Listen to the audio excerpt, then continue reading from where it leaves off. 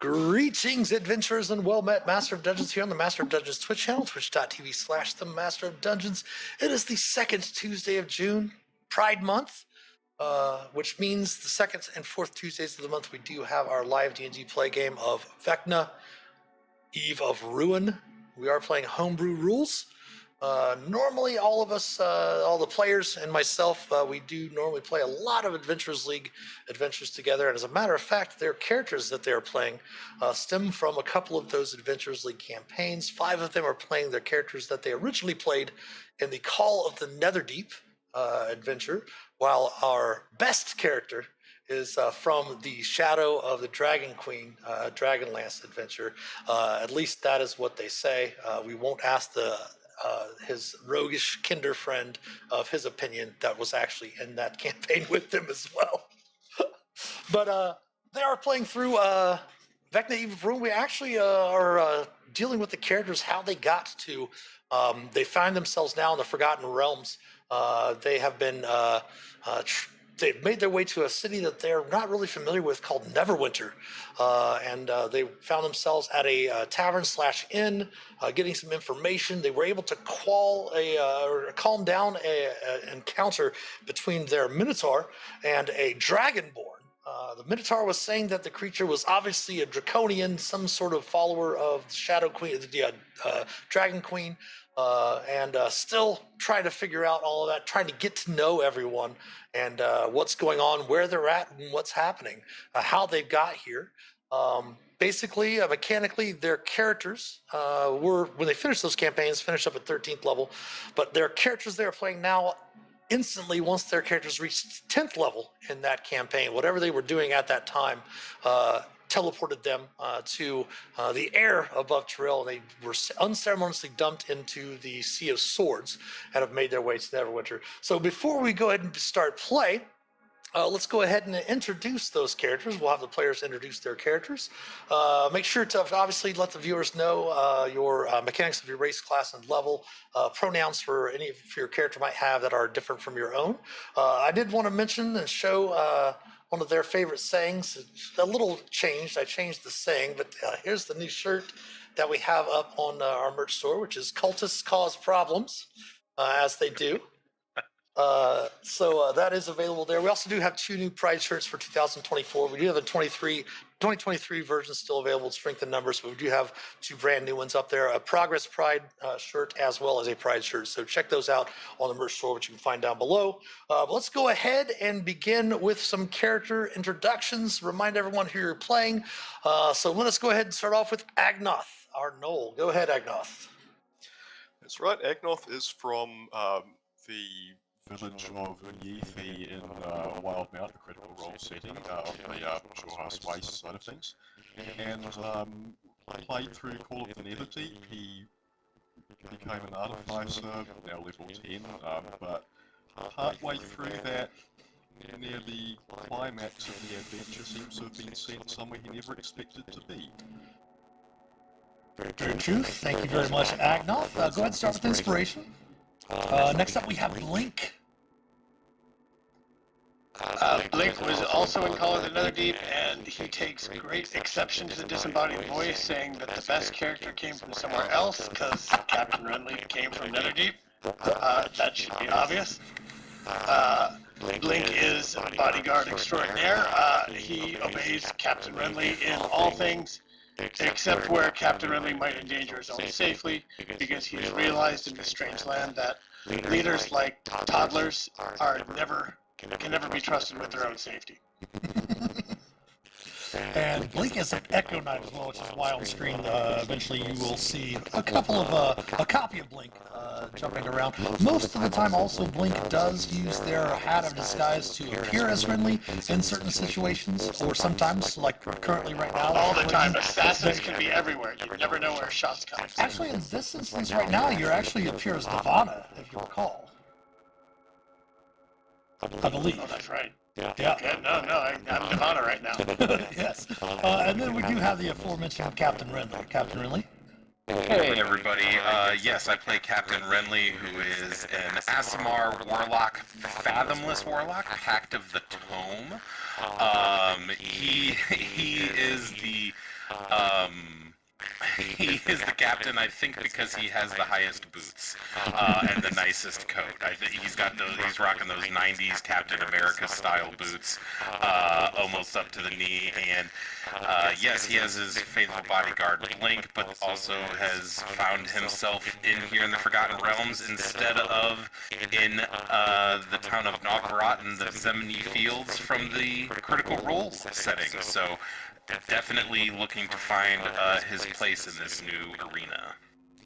All right, thank you, Captain Ernley. And then we have Das the Blessed. Yes. So I will be playing Das the Blessed, also known as Das the Best. His honorific he may have bestowed upon himself, but he occasionally actually does manage to live up to that title. Das is a Minotaur Knight of Solamnia. Mechanically, he is an Oath of Conquest Paladin. Mentioning obviously Knight of Solamnia, for those of you who know Dragonlance, that means he's from the world of Kryn, and some from a different place than the rest of his companions here. Das was deposited in the Sea of Swords alongside the rest of these crew, although has only started to get to know them recently. He has gained a begrudging respect for them, particularly Renly, who sort of was able to help fuse the fight that Das almost had with the Draconian. He insists this is still a minion of the Dark Queen. But in the meantime, Das, who is still figuring out exactly where he is and how he can get back to his friends and the war he's fighting on Ansalon. All right, thank you very much, Das. And then we have Davana. Davana is a custom lineage Twilight cleric. When you look at her, she is ashen-skinned, tall, slender, pointed ears, kind of maybe is an elf. And then she walks away from you and you see she has a tail. She's quite expressive with the tail. The team kind of knows her codes as she twitches and swats her tail around. Often casting guidance, yes. She is also covered with golden star celestial tattoos. Davana is from over the mountain. If you ask her which mountain, she'll point to the furthest one away and say that one. So right now, Blink thinks she knows where they are, even though she does not. She wants to keep moving, always exploring, never settling down. If you bring up the subject over drinks, she will emphatically tell you it's not because anyone is chasing her. Absolutely no one is after her. And Lana's main purpose is to care for this party. She wants to keep them healthy and safe. All right, thank you, Davana. And then we have Minerva. Minerva is also a custom lineage. She's an aberrant mind sorcerer. Her hair is kind of piled on top of her head, and she has kind of a lavender tint to her skin. She looks like a Victorian shopkeeper. She is actually the proprietor of Moore's Curiosities in Port de Mali on the Menagerie Coast, also in the Critical Role setting, Wildmount. And there, it was a little bit of a front. It's a prime location to obtain and sell obscure items from around the world, maybe not so legally, maybe, for questionable means. And she's come into some odd artifacts that might have twisted her a bit as well. It's just kind of where her aberrant powers come from. She also has a tentacle growing off of her that no one else can see but everyone kind of knows it's there. It's there. She points it out. Maybe she'll throw some glitter on it every once in a while so you can see what it looks like. So yeah, she's dumped in the sea. She's kind of a little confused, but she's kind of also not too fazed by the weird. So right now, I think she's just frantically trying to use sending to contact people in the past, whether it's her family or other contacts in Exandria, and I don't know how that's working. Yes, there has been an issue with what's going on, trying to use a sending spell and such and receiving nothing. I will let this real quick for the viewers too.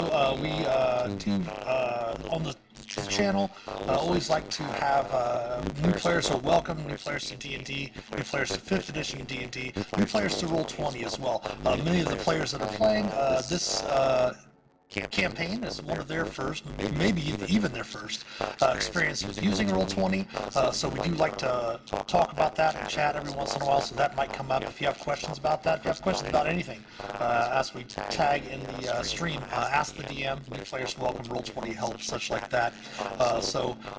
They will sometimes might have questions about Roll20 and such like that as we play. There was also something I was going to say about that, but I can't remember, so we'll worry about that later on. So everyone, as I mentioned, start with inspiration. If you don't have it still from last session, keep in mind it will go over from session to session. Feel free, of course, to use that. You do not feel like you need to hoard that. I do love to use inspiration as part of the storytelling as well. So, our characters find themselves sitting. We can change the map for them. In the city of Neverwinter. You do find yourselves at the Moonstone Mark, which is located over here on this side of the map. Let me go ahead and change our scene over to our combat scene. We're not going to be doing combat, but at least allow the viewers to be able to see the map that you'll be able to see as well. Perhaps maybe it was the fact that your DM kind of gave out the wrong directions, or that you're new to Neverwinter. But the House of Knowledge that your companion Agnoth was seeking is actually over here, down the river a ways, just across the Protector's Enclave, here in Neverwinter itself. Again, there are a number of different bazaars and things of that nature that you were able to make your way through before making your way over to the Moonstone Mark, where you have been staying of late. Actually, just still finishing up your meals from before, and everything's calmed down after Das's confrontation with the Dragonborn and such like that.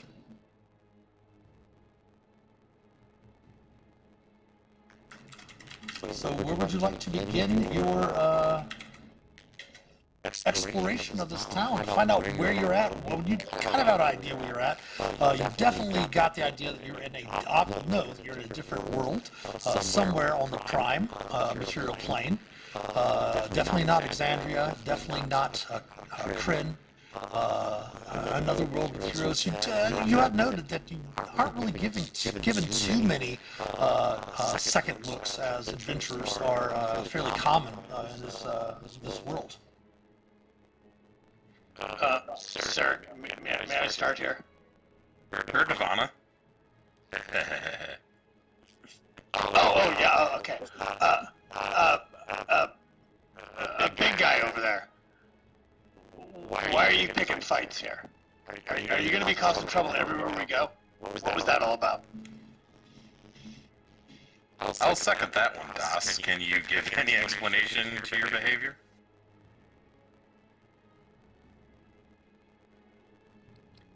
Das is on mute. Keep it that way. Between wheels, get him going. Alright. What do you mean? That is as I said last time, or as I just said just a moment ago, that creature is a minion of the dreaded Dragon Queen. I have been killing many of them on sight. Maybe let's keep it just a little bit low on the volume when talking about killing all of them on sight while we're in a public place. But you've just killed any Dragonborn you've seen. Well, I mean they're creatures created specifically to be the minions of the Dragon Queen and help conquer all lands. They come in a variety of forms. Some of them are sneaky and stab you with poison knives, and some of them shoot magic bolts at you, and some of them change forms, and you change them look like much like kind of like what this war paint cover figure will look like it once in a while. Maybe he's a dragonborn, we don't know it, or a draconian, we don't know it. Now you do recall, you all do recall that a couple of you had made some checks during the last session and discovered that this dragon queen that the Minotaur has been describing seems to be very similar to Tiamat from your world. Now, Das, I don't really think that's true. He'll say very confidently across his arms and then go, Agnoth, is that true? We should probably find out about this world and what exactly Dragonborn are in this world. Maybe they're fine. I think they probably would be if they just walk into taverns like that. But yeah, do some research before hitting people. Yeah, nobody else went nuts. Yes, this is a big cosmopolitan city, so all kinds of people seem to be around. Yes, you have noticed. Yes, definitely. Go ahead. I'm sorry.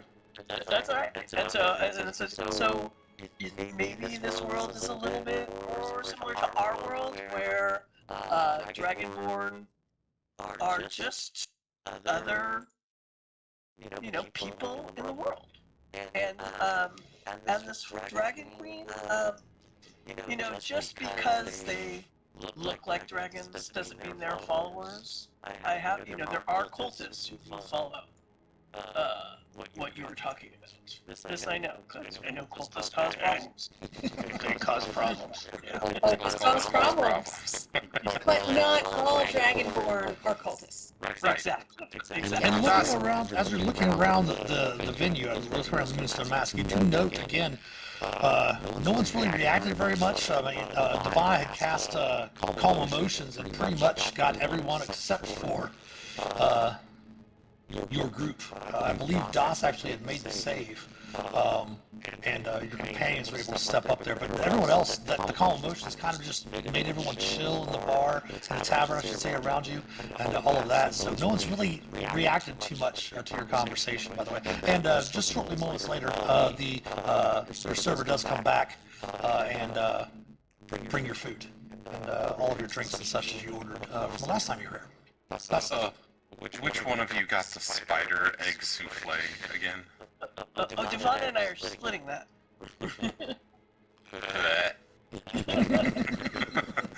Now, imagine, let's say, in this world, maybe all Minotaurs are clowns. You wouldn't want anyone just walking around treating you like a joke, would you? Your nose. You're getting a very dealy stare right now, Captain Bentley. Nice.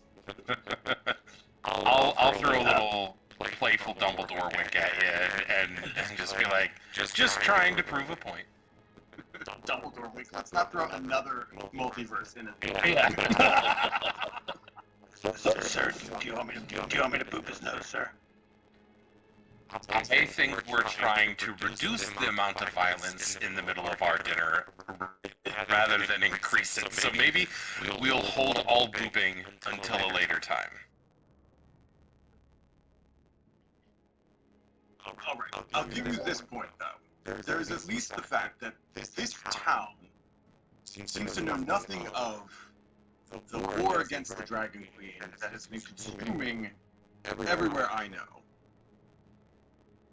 As much as your intention is most likely to try to find where you ways back to where you came from, eventually my goal is to do the same. So if this place does not seem to even know of the war against the Dragon Queen, you need to at least figure out where it is relative to where I'm from, and how to navigate back there. Yes.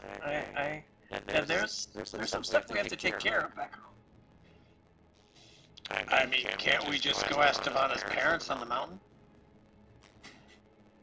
But we they're all the way over the mountain, and we can certainly put that on the list. But I think it'll take a long time to find them. Well, that's a long trip to maybe not have the right answers. So maybe we'll look around here. We're in a big city. Surely there are answers. We saw that house of knowledge earlier. I'm sure we can figure out some stuff there. Possibility. Somebody's got to do something. Maybe we should secure some place to stay for a few days while we figure things out. You did actually pay for rooms when you or ordered the rooms as part of your food. If you might recall, it has been a few weeks since we played the last session. But yeah, you did. Some of your meals did come with the rooms as well. Or I should say, yeah, you purchased the rooms and some of the meals came with them. Excellent. Devonna now recalls that we took care of that. You were just so anxiously anticipating that souffle that you forgot about booking the rooms. And you do recall that you do have a map of the city. You do have a map because you went to the bazaar and you had bought some maps. You do have a map of the Sword Coast region area. You know that there's a town to the south called Van Dalen. You know that a little bit farther down there's Leland, and there's also way farther down a rather larger metropolis called the city of Waterdeep.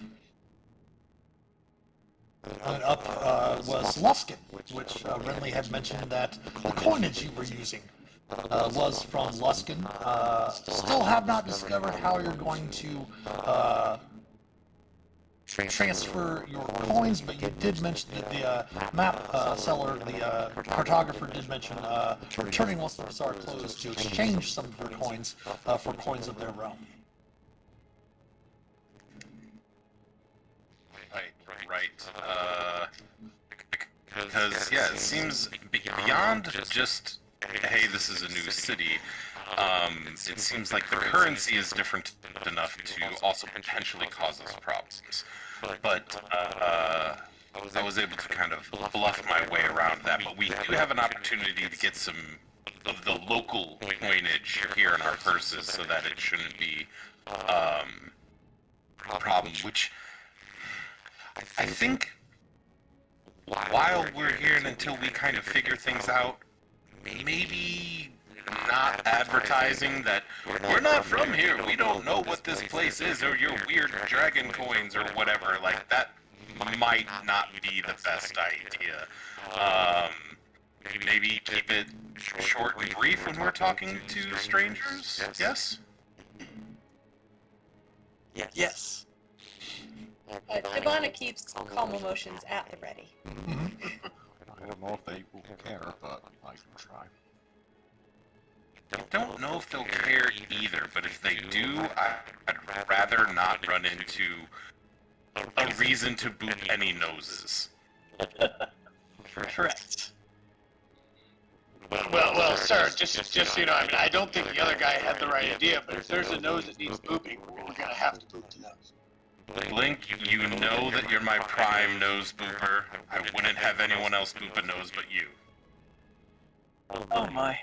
A phrase that's spoken in your world frequently because it really does not mean anything.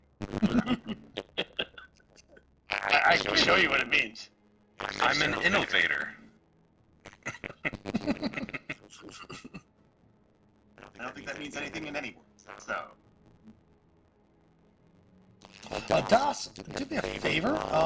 Give me a perception check, if you would. I looked at your passive and I was like, yeah, it's probably better to have an active check. yeah, nothing. Normal roll. I got a 2. So You feel a slight breeze on the back of your neck. Alright. I probably, given that roll, would just think it was probably a breeze, and honestly, probably not. I mean, maybe look around quickly, but not probably be paying too much attention to. It's just a draft. Yeah. But let's have Minerva, Renly, and Agnoth give me a perception check as well, please. So nothing Devonna would pick up with her 28 passive? Sure, yeah, go ahead and give me a active check as well. An active check as well. Can't imagine like, oh, not too bad. Renly, you're the only one that really notices it. At first, you think, you kind of see Das kind of glance behind themselves for a moment, and just for the faint second, you almost see the form of a figure standing behind Das. It seems that their hands are almost like rubbing his temples in a very calming manner. And the figure briefly leans back to the back of Das's head and kisses the back of his head, and then it kind of just fades away. I don't see this though. Interesting. Is that figure like faceless, or are they recognizable at all? It seems as if they're... Give me a religion check or an arcana check. Ooh, I will go with the Arcana, I believe. Nice. Yes, it definitely seems to be some sort of ghost. The figure, when you briefly saw it, appeared that it was wearing the very similar outfits that many of the hosts and the servers are wearing. As you recall, the majority of the kitchen staff were males, and the majority of the wait staff and the hostesses and such like that run the outside area where you're at, the actual restaurant itself in here. Dressed very similarly, having the mask on as well, and such like that. But seem to not be doing anything to provoke, almost like to calm.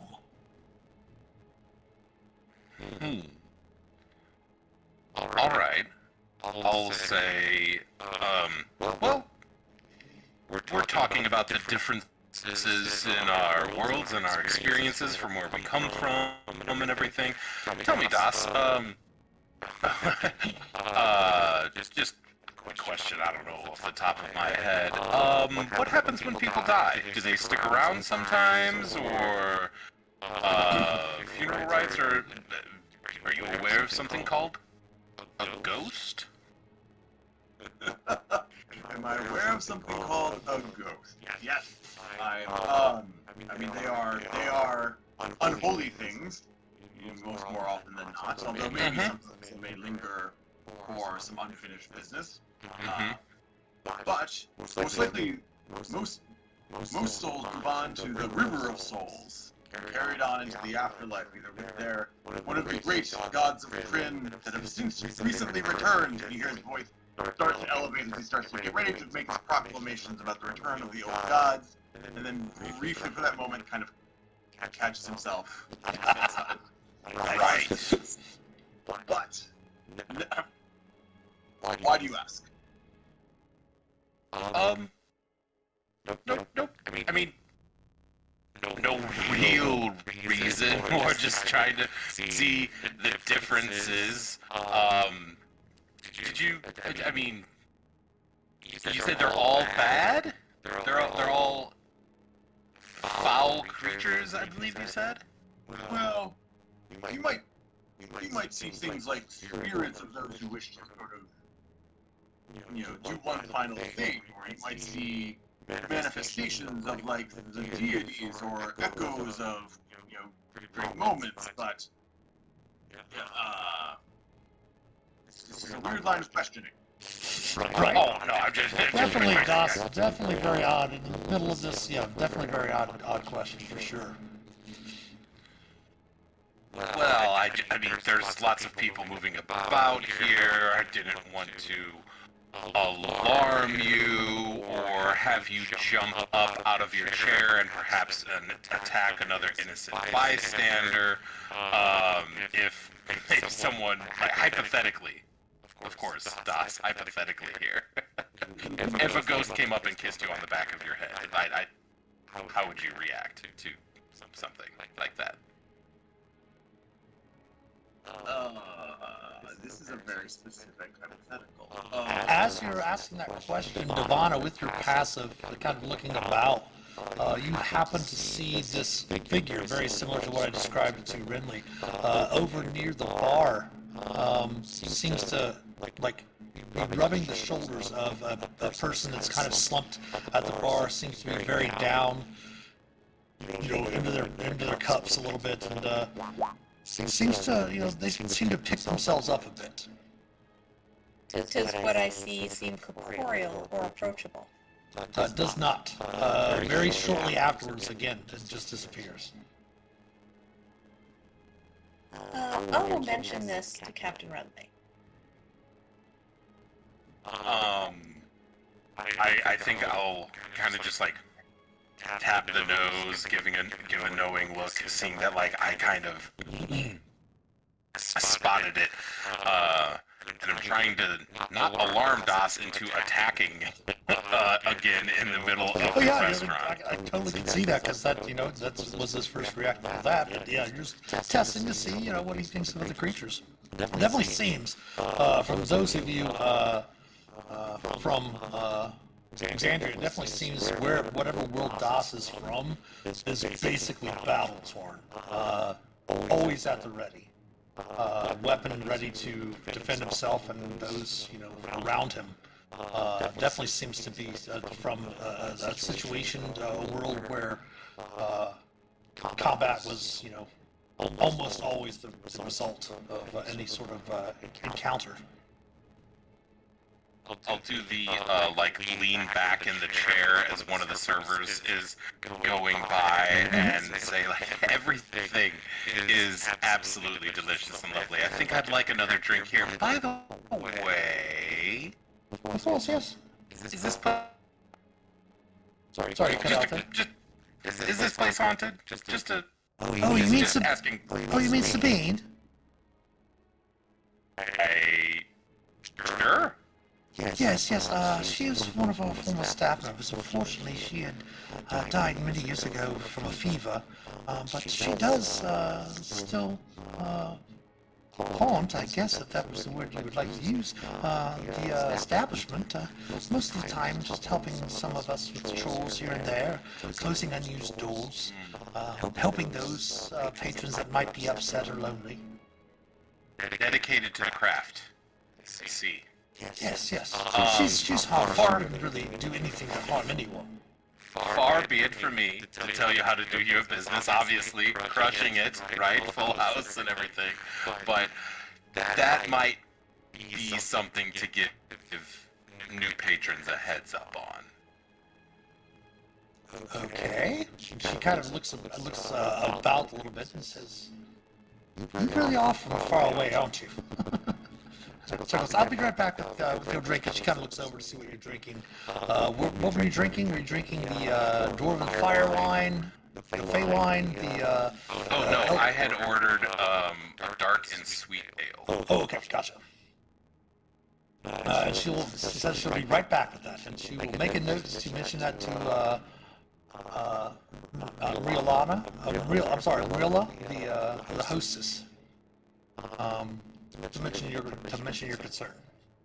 Well, I think this goes as more proof that all of us are out of our comfort zone, so to speak.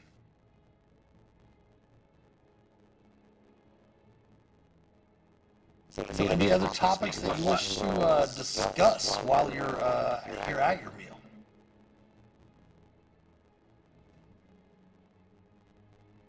Minerva, Devana, tell me it's gross. Don't tell me it's good. Yes, I can't. It's quite tasty. It's a little crunchy. But the crunchy adds, the texture, otherwise it'd be mushy. So the crunchy, I think, adds to it. Nope. Shouldn't have asked. On the side of the plate there, is that an egg sack? Would you like to try that, Blink? I imagine it to be a little bit like tobacco, so that they kind of pop when you. Right? Yeah, it does have a little bit of a grit to it from the shell of the egg actually being ground up to be included in it. Very much like a stringy, cheesy filled type of thing, but it's more of like the consistency of like a very smooth, rubbery, silky type consistency texture to the spider egg souffle, as it were. I don't like that you know this, Mitch. I don't like that you have an answer for that. Hey, it's just called being a DM, man.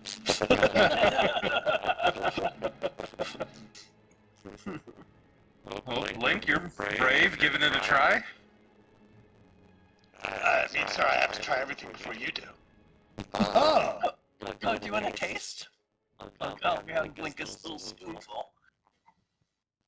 Now, this Do I, sir? Renly is obligated to eat it afterwards. right. Okay, yep. I'm a brave adventurer. I can do this. I can do this. Yes, Blink, try. Let me know. It's a little bit more gamey than you'd think for a spider.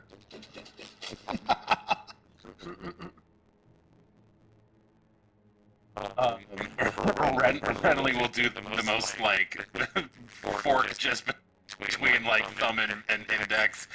Like, like, give it a lick before putting it in his mouth, and then very, very bravely. You know? Not bad, is it? Well, I think it's gonna stay down, and honestly, I'm surprised. And at the time the server comes back, it sits down another nice dark ale there for you as well. Oh my god. But you do hear the aforementioned bells ringing outside, indicating it's about 7 bells in the evening. To see that the light from the sun is starting to get a little bit darker outside from perhaps getting towards the evening time. I suppose we'll have to take care of our other business tomorrow. Agna, what is your, I guess, like, priority or list of topics that you're going to be looking into? Where to start from a research angle? Good question. Where are we? How to get back home? Anything that leads into that? Does this Takesis exist in this world, or just the other one? Do they even know about it? That kind of thing. I mean, just if there was a mention of of Exandria. I just say, stay on the Akisis Tay. You can also know this as an artificer too. The House of Knowledge, most likely, obviously, you did recognize, all of you had recognized the symbol of that Augment that you remember almost as a faded dream from some time ago. In this altar room where there were a number of zombies that you had encountered. But just like kind of referencing it, if you would, to your own campaign, your own world that you're from, would probably have general knowledge and such like that. In order to get like specific knowledge, you'd have to have probably most likely some sort of rank or privilege to get in there. Perhaps you might even have to pay fees to access certain things. And some places, depending on where they're at, might have another reservoir of knowledge elsewhere that they can send away for information and such like that. So you might be able to find out some information from the House of Knowledge. You also might have to wait a few days to get something from somewhere else. You know what I mean? What time do we have to go back to the merchant? When the bazaars close. Okay. Which is usually around nightfall, which is, you're not really sure. You could ask one of the servers or one of the other patrons here in the establishment. Oh, I guess we didn't find out. Do you know what time the bazaar closes? At 8 bells in the evening. Alright. Oh, so we'll finish up here and then go do a little currency exchange. Sure. Devon would also like to glance around and see if there's an adventuring board or a help wanted kind of board. We got some information last time, right?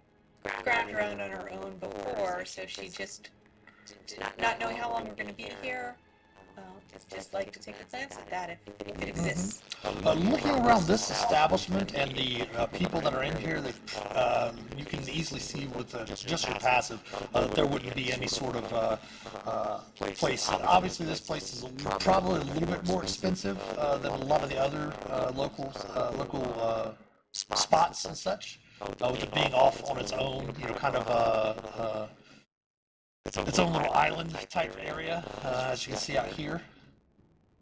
But some other different places might have some other information and such like that. Devon will keep her eye out as we go back to the bazaar, or just as we're walking around, she'll keep her eye out for that type of thing. Sure. Okay, so you are able to finish up your meals for the evening. Again, your rooms are prepared. She does Ruh. Let me type her name into chat again for you. I believe it's Stantry? Yeah, there we go. Chantry, there we go.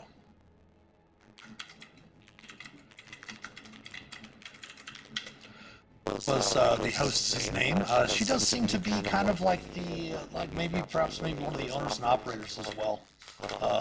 But she definitely will come through and give everyone a key. I believe bunking Minerva and Devana were bunking together. Blink and Renly, and then Agnoth and Das, I think, is what the arrangements we had made last session. I think Agnoth and Dosh each had their own room. Yes, that's right. That is correct. Yeah. And gives you the keys to be able to make your way to the rooms, which does have a different entrance. There is a common room, but the common room you're in, like the dining area, does have. They do close those doors that go to the rooms when the restaurant area is closed for the evening. But from what you can see, looking about, the bar area will be open well into the evening after the restaurant closes. It's good to know. So if we had time in the rooms before we went out, or after we go back to You can school, certainly that's do when that. that's when Minerva's gonna start doing sending. Okay. She's gonna try the allegiance first, Okay. and I don't know if we're gonna count it all. We went through the rift and ended up in a strange place. And actually, while you're What else did I say? Das is not even familiar with it. What are you doing exactly? I'm trying to contact some people we were working for back home. So, as I'm like starting to do that. Maybe mention Neverwinter? Maybe the Allegiance has heard of Neverwinter? Like, we ended up in Neverwinter. Seems to be a different world.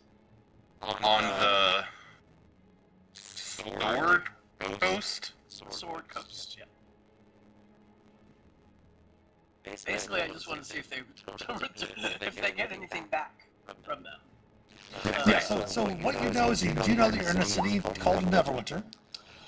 And that you do know that you're on a region of this continent called Faerun, on the Sword Coast of Faerun, and that's where the city of Neverwinter is located. Yeah, so that's what I'm trying, that's what I'm relaying to, who is our contact at the Allegiance, who's the main guy. Where's it? My notes, checking out my game notes. Was it the Dean? Headmaster something or other. Yeah. Yeah, that's who I'm trying to contact first. Okay. And I'm just trying to, and I'm just, yeah. Things was heading Should you be contacting our daughter first? She's next. I can do this 3 times tonight.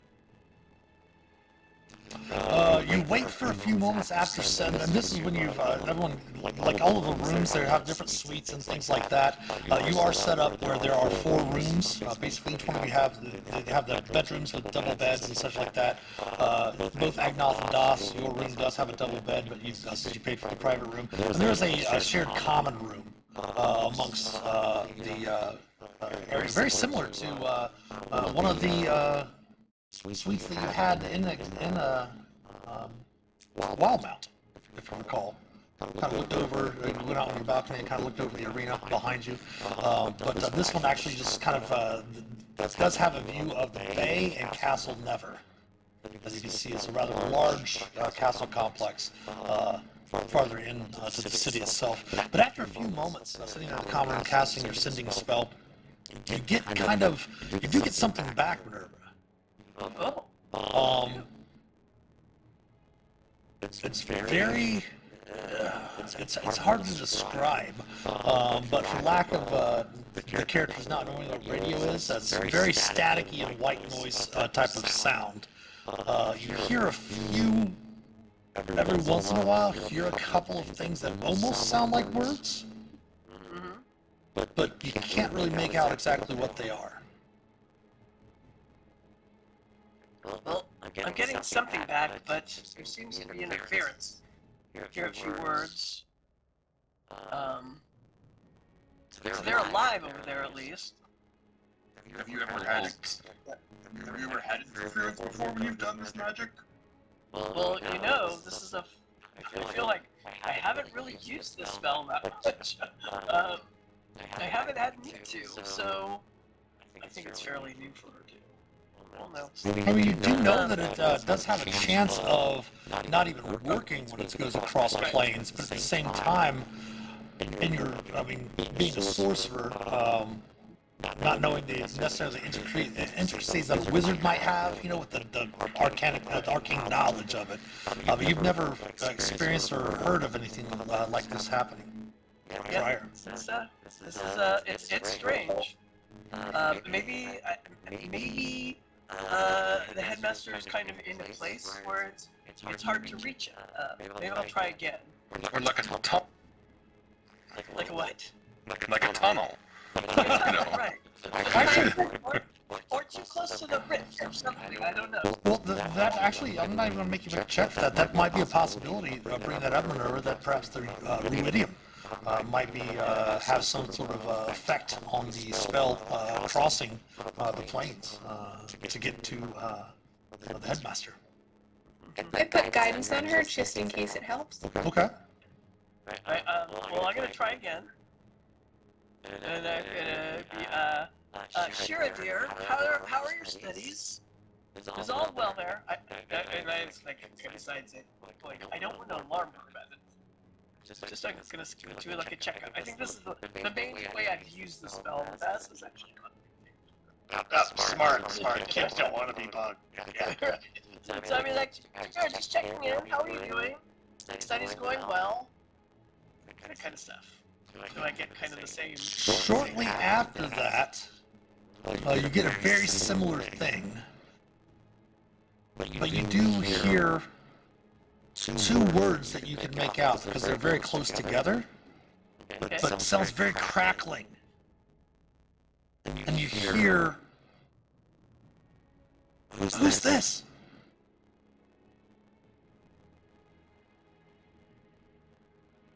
It seems like she would recognize my voice. Then after that, the static starts to die down a little bit, and give me a Constitution saving throw. Oh, nice. Sheet. Oh, goodness. Oh. Well, the paladin's with us. Oh wait, there is a paladin. There is a paladin with you. Plus 3, so 15. Plus 3, so 15. Okay, you do not suffer any sort of short-term madness as the static kind of immediately stops, and then you hear almost like a howling wind, and you hear a Whoa! just like this primal, guttural moan coming from it, and then the sending stops. Okay, that was weird. Minerva, you okay? Yeah, I mean, something was about to happen. I kind of have a headache now. Definitely. Ow. Yeah.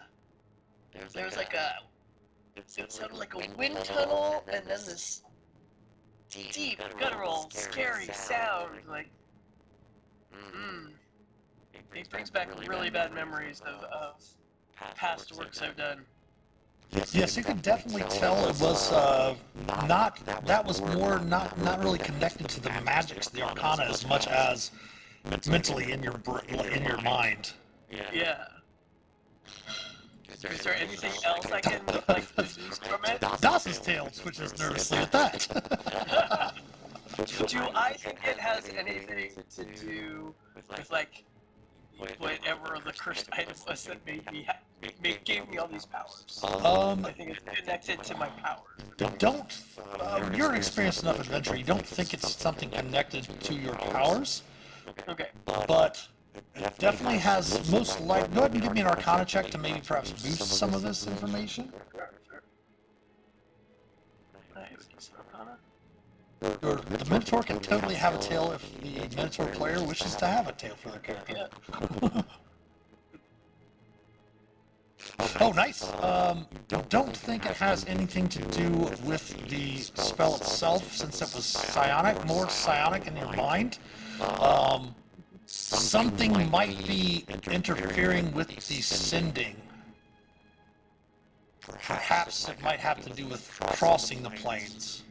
That it might have been intercepted in some manner, or perhaps missent, or something. I'm not really sure exactly what it is, but you definitely know that it was not something that gave you your powers.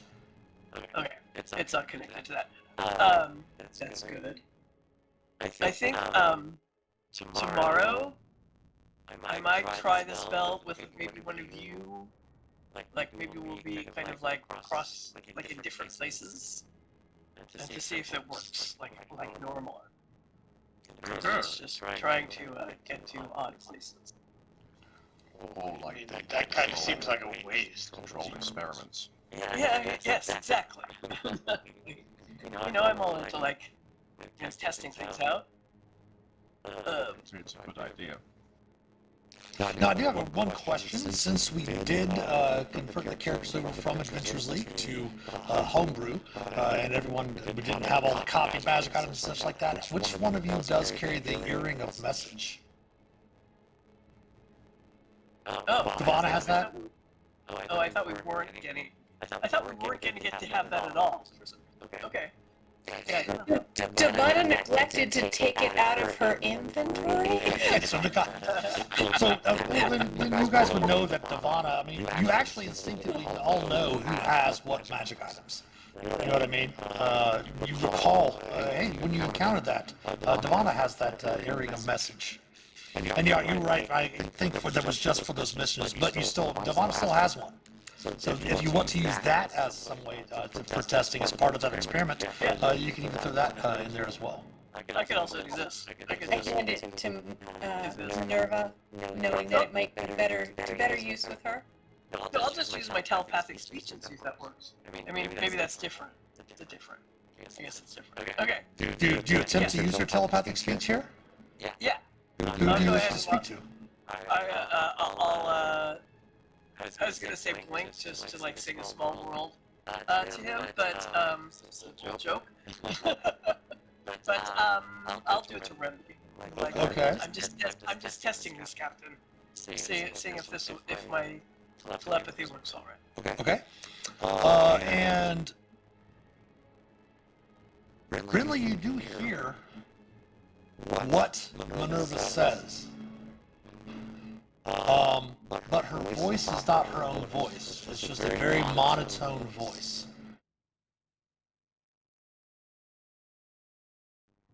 Oh, you can reply to this message. Well,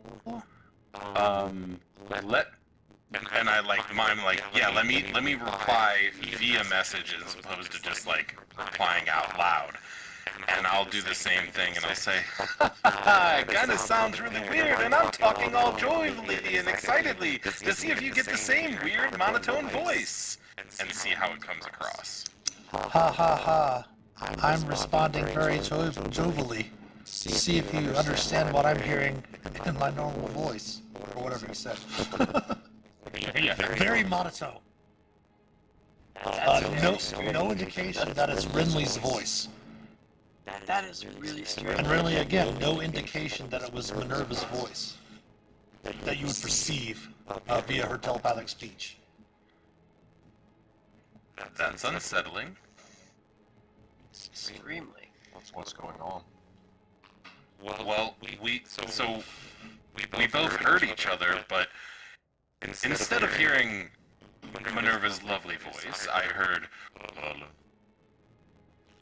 and apparently Minerva heard a similar version of that speaking. The words came across, but not in our voices.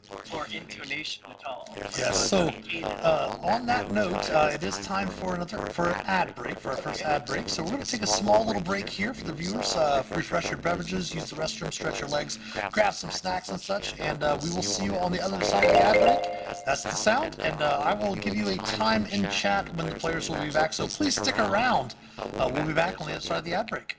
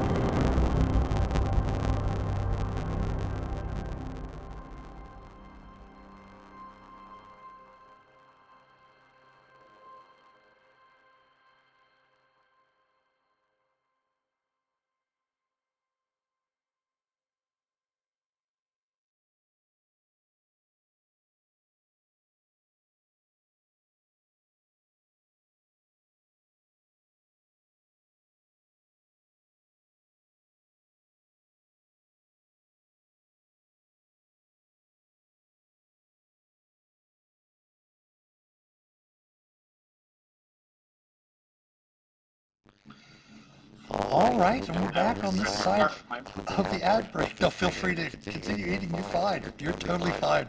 Blake, feel free. We have to gain sustenance. We are back on the side of the ad break. The characters have discovered that using messages or mental communication, at least amongst themselves at the moment, seem to not have their normal voices. Seems to be monotone in some form or fashion.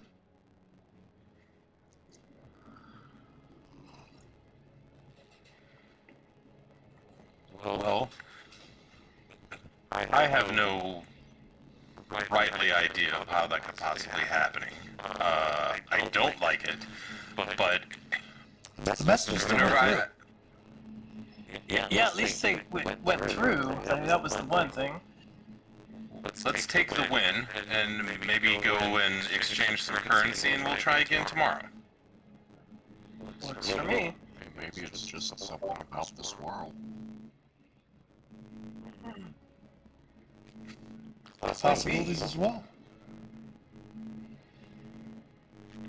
Yeah, I can easily gather up the coin and such like that, and can head over. What's everyone laughing about? I see some chuckling going on.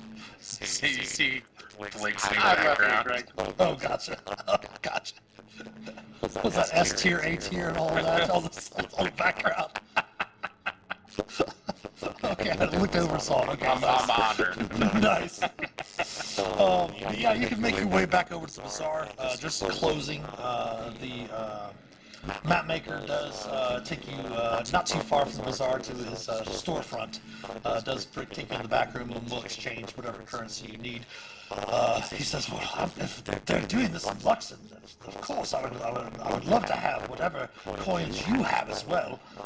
And goes through and measures it out. Even looks at when you come to DOS's steel coins. He says, well, they definitely do seem to carry the same weight, and the steel would be the same value as gold, so I can easily exchange that there.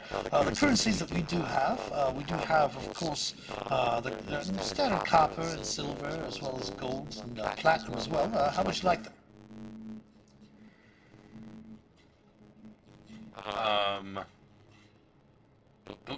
I think I heard. Yes, sir, I think we don't want to carry around bags of platinum. Let's do essentially the equivalent of like a couple of small denominational bills and then some hundreds, like a smattering of platinum, silver, and gold. So what he'll do is he'll basically convert all of the coin that you currently have, that each one of your characters have, will convert it over to the funds of Neverwinter with the same amount basically you have now. Right. Blink is, with my incredible perception, but at least I'm always cynical. Is he trying to cheat us? Currency exchange? You can give me an insight check if you want, Blink. He's not. He's not trying to cheat you, but at the same time, you also note that there are several, in this back room of his shop, there are several what appear to be statues made of iron. Ooh. What are they statues of? Just warriors and stuff like that. Just warriors and things of that nature. He assures you that they're just for display. They're not for in case anyone wants to rob him at all, no.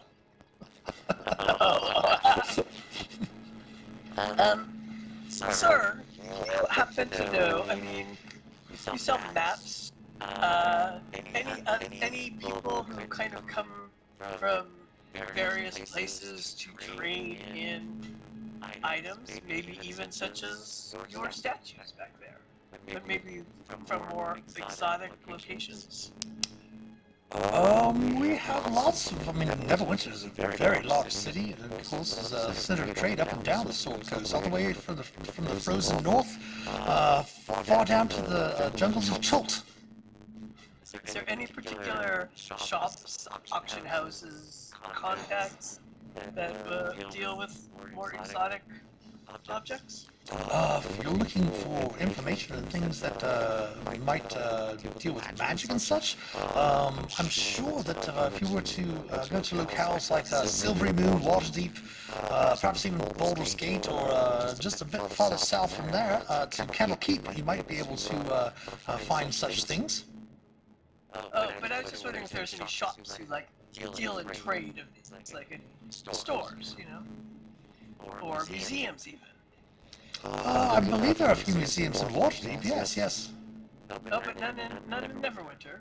I'm sure that when we look around, are you looking for information? I might be able to find some information for you, but not off the top of my head. And it kind of is looking at you a little interesting. I'm looking for dealers, mostly. People who Art deal dealers? and trade. Yes, who deal and trade. These kinds of things. Oh yes, there's a number of tradesmen and merchant ships that come through the port on a daily basis. Okay. You don't know any by reputation, any particular name, perhaps? Oh no, I'm just straight up above board here. I'm not into anything outside of that, of course. Again, what's your insight? What's your passive insight? My passive insight is 15. Okay, yeah, you can see he's kind of a little uncomfortable. He's not sure. He's almost, you get the vibe that he might be, he's not sure if you're asking for legitimate, trade and art dealers and such like that, or if you're looking for, I'm not a rogue, I'm just a reseller type of thing, so... I'm kind of purposely being vague. Okay. With that, Yeah. but I'm like giving it my most charming smile. You can definitely tell he feels a little bit uncomfortable. Giving him the idea, definitely giving you the idea that he doesn't seem to know any of those types of people. Well, that's fine. Thank you so much. I thought I'd ask you because, adventurers need maps. That's all. But thank you so much for your help. And yes, we will be going to, we will be looking around and finding information. So good luck, and of course, he'll be at the bazaar again tomorrow, or feel free to stop by the shop if we want any other maps of different regions. If we go traveling, we will definitely look you up. And he will see you out of the shop. So you find yourselves on the streets of Neverwinter. It is around Probably 9 bells by the time, maybe closer to 10 in the evening, as we finish up with your currency exchange and such like that. Just for the record, Blink has shifted his disguise back to Renly because, sorry, you're a lower priority assassin target. That you know of. Because no one's chasing Devon.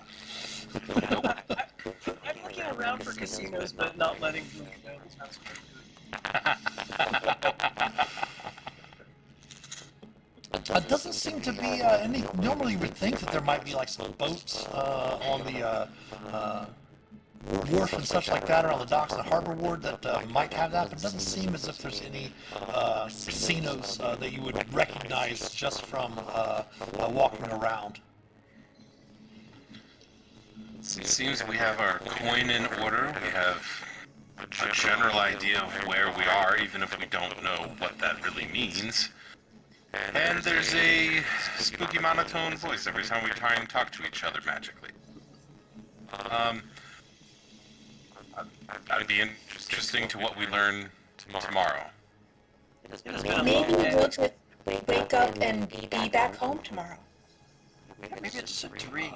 I'd like that, but I don't think that's going to happen. Oh, come now, Agnos. Where's your optimism? Although I tend to agree. I left it somewhere in Alexandria. Well, it's a terrible thing to be without, but we will find new reasons to be optimistic tomorrow. To bed? Yes, it's been a long day. Did Agnoth want to hit the book place tonight? Preferably while we won't get thrown out by law enforcement. Oh, sorry, I thought it was closed. Yeah, I assumed it was closed too. That's what I mean. Yeah, I think we should. I think that's. Speaking of law enforcement, Agnos, as you exit, No. as you exit, the establishment of the map maker, you do hear, just being adventurers from different cities and things like that, you do hear the familiar march of what does sound like a passing patrol of guards. Perhaps maybe a street or two up ahead, heading back to the Moonstone Mask.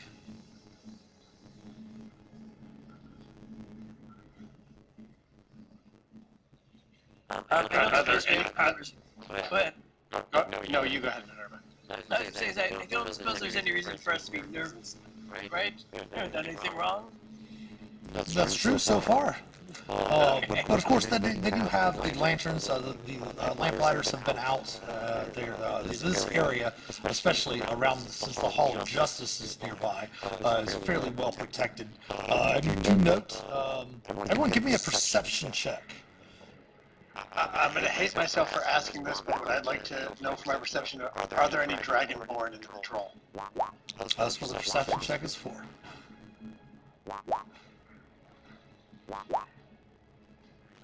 Wow. Nice, wow. Blink got a 19 on perception.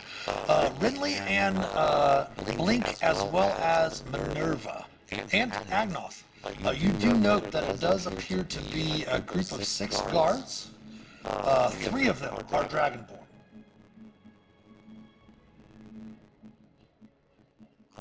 One of them seems to be a tiefling, and 2 of them seem to be... They look elvish.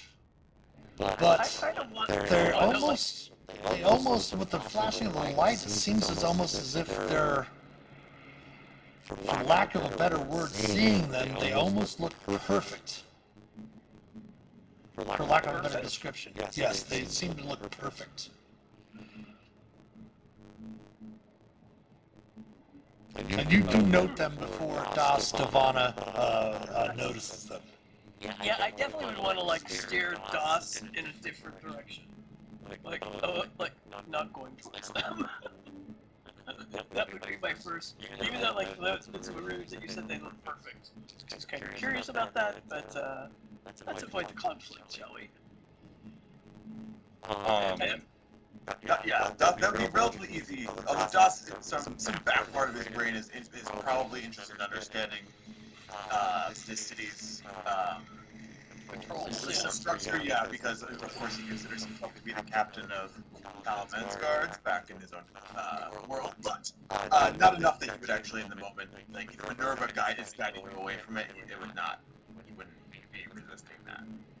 Just to be on the safe side, I think it's better to just to avoid them, and I don't know if they're going towards the tavern or. You do note that they're just passing by. They really don't give any notes to you as your group.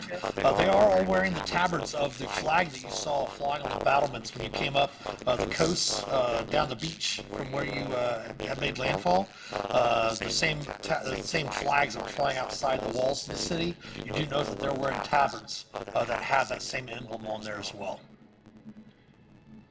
Yeah, well, yeah. It's just some sort of like over there. It does. What's that on that building? Is that some sort of clever surveillance device?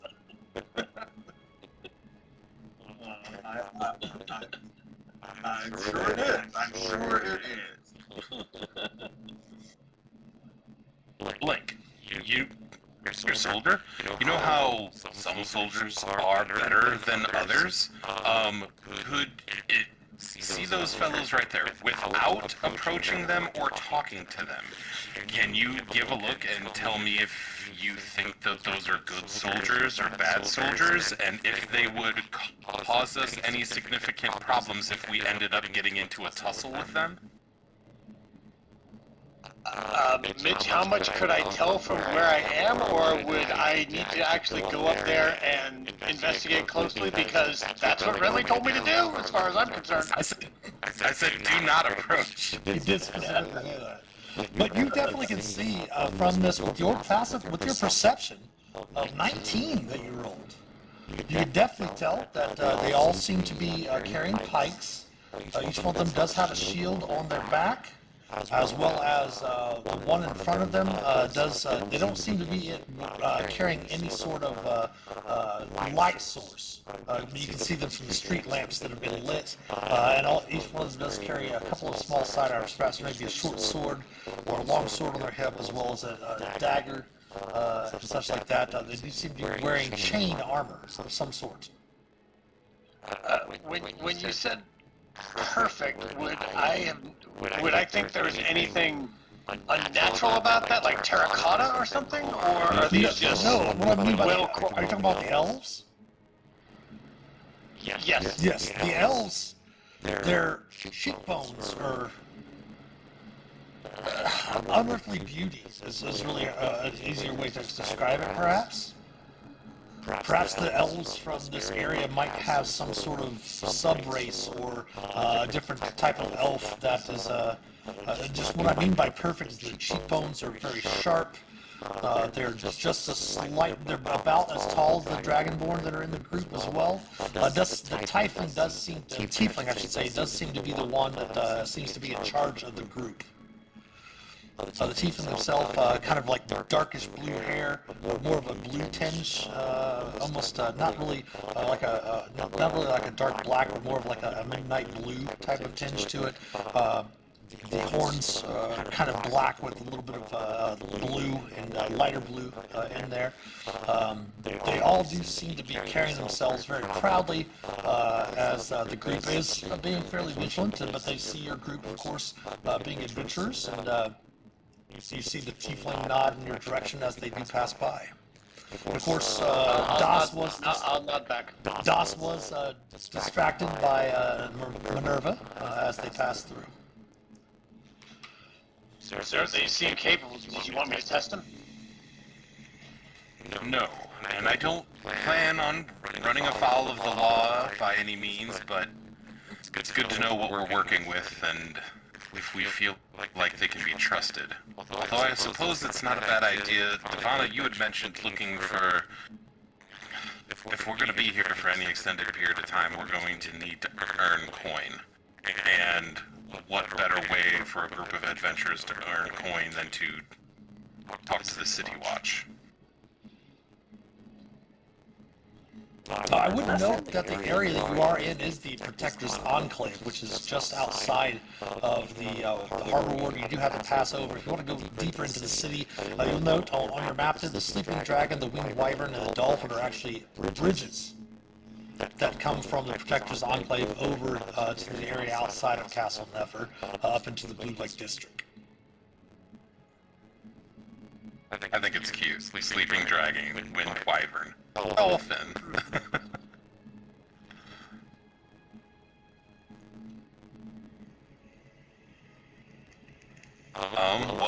It is rather late. It might seem odd or troublesome to them if we approach looking for work this evening. Maybe we divide and conquer. Research is not really my forte. Perhaps we can again split up and take on a couple of different tasks in the morning. Sure. Suppose we could. If you say it's good, sir, it's good. Let's go agreeable, Blink. I would help research. All right. Well, then these dogs are a bargain, and I could use some rest. How about the rest of you? Yeah, you know, we were dumped in the sea this morning, so. Yeah, it's been a long day. It's been a very long day. You did spend Link is most of trying it. to see if Agnoth is vocalizing.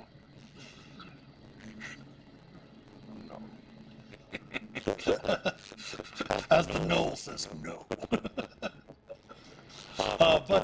Yes, it has been a long day. You did spend the better part of it marching north along the beach. Of course, some of you that might have a little bit heavier armor, a little bit of wear, to make your way through the sandy beaches and such like that up to the area where you entered in, and are able to make it back to the Moonstone Mask without any other incidents. But I will note, I think everyone does have dark vision, right? I think Blink was the only one who didn't, but he has goggles, right? Yeah, look how I kept the goggles from there, so yes. Okay. I think I was. You do note that as you're making your way through the Protector, this ward, whatever it might be called, since you do have the map and you do have it, like it does say Protector's Enclave, Blue Lake District, Tower District, and such like that, that are marked on your map. But you can definitely tell that a lot of the buildings around you, with your dark vision and stuff like that, do seem to be fairly recent make. You do note that there are a lot of new construction over old construction, and things like that in this ward as you're passing through to make your way back to the Moonstone Mask. You're able to Look like they rebuilt from something like disaster or something. Indeed it does, especially those of you from Exandria, the Calamity and such like that, and being that DOS is from a world with the Cataclysm. Some sort of disaster happened here, probably not too long ago, within probably the last 50 to 100 years, I mean, maybe even more recent than that, that caused some of this to be rebuilt in this area. Not, you know, we did see a volcano, right? That is true. And you did hear that was one of the reasons why it was called Neverwinter. Yeah. Not that any there's If you're able to make it back to your common room, is there anything if there's anything else you'd like to do, that's fine. Blake, go ahead. I thought you were going to say something. I was just going to say that volcano might be where Devonta's from. Savannah nods and says, that's why it's so hard to go see my parents. It's a little difficult to go over the volcano. It's very hot. Yeah, you're able to make it back to the common room. Is there anything anyone would like to do before bedding down for your long rest that evening? Let me see if there's anything I should cast.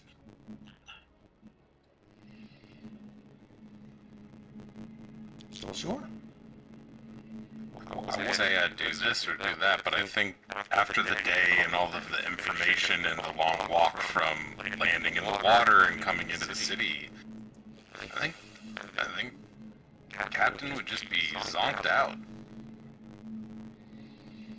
In the common room area, you do note that there is a table with 6 chairs at the table. Actually, 8 chairs at the table, 3 to a side and 1 at each end. That does kind of face the balcony. That does kind of come out. You do have the fresh air and the sea. You smell the scent of the sea in the air from being in the bay. You do see all of the Castle Never lit up from your vantage point as well, and the 4 rooms, of course, off of the common room for your group. There's a couple of lounges in the common room as well, some tables, and there's a number of chests of drawers throughout all of the different private rooms as well that lead off of this common room. So is anyone going to do anything that evening before turning in?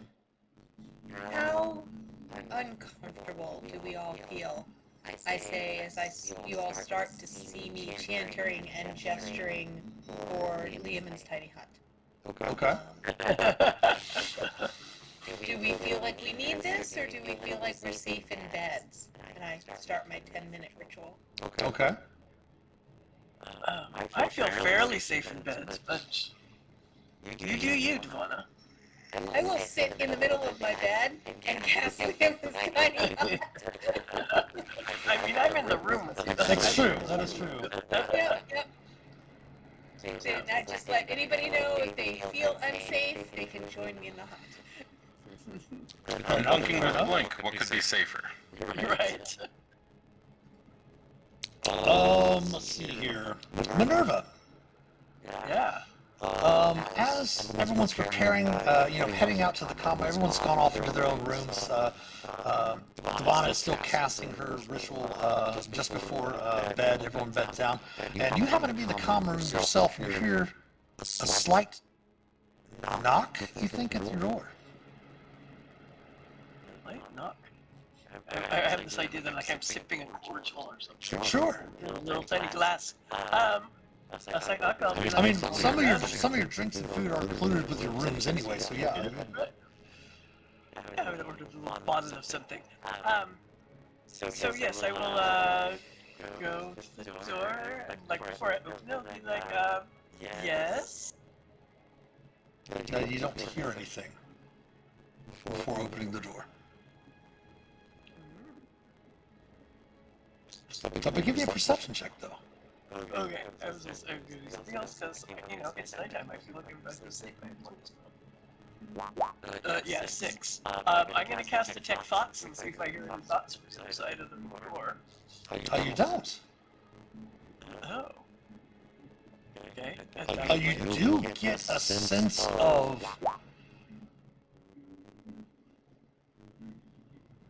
You do get a sense of concern.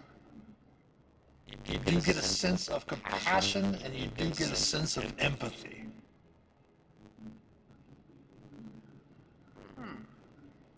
Okay, I'll open the door and just take a peek out. As you open the door, you note that there is a waiter's trolley in front of your door. And there does seem to be a small pitcher with a number of teacups on saucers, which there does seem to be some hot tea in each one of those saucers, as well as a few bowls that have some decorated with some incense that can be burned, as well as a bunch of different, like some lavender and different things like that, and oils and small things around, arranged on the card itself. Interesting. And I look down the hall and I don't see anybody, I assume. You don't, but you do hear, not in your head, but you do actually, with your ears, hear, do not be frightened. You seem to be far from home, and I just wanted to see if I could be of any help.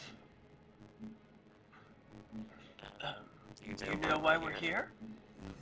I don't, but I thought that you do seem out of place, and did seem very confused about many of our mannerisms and such. I thought that I might be able to answer what questions I could.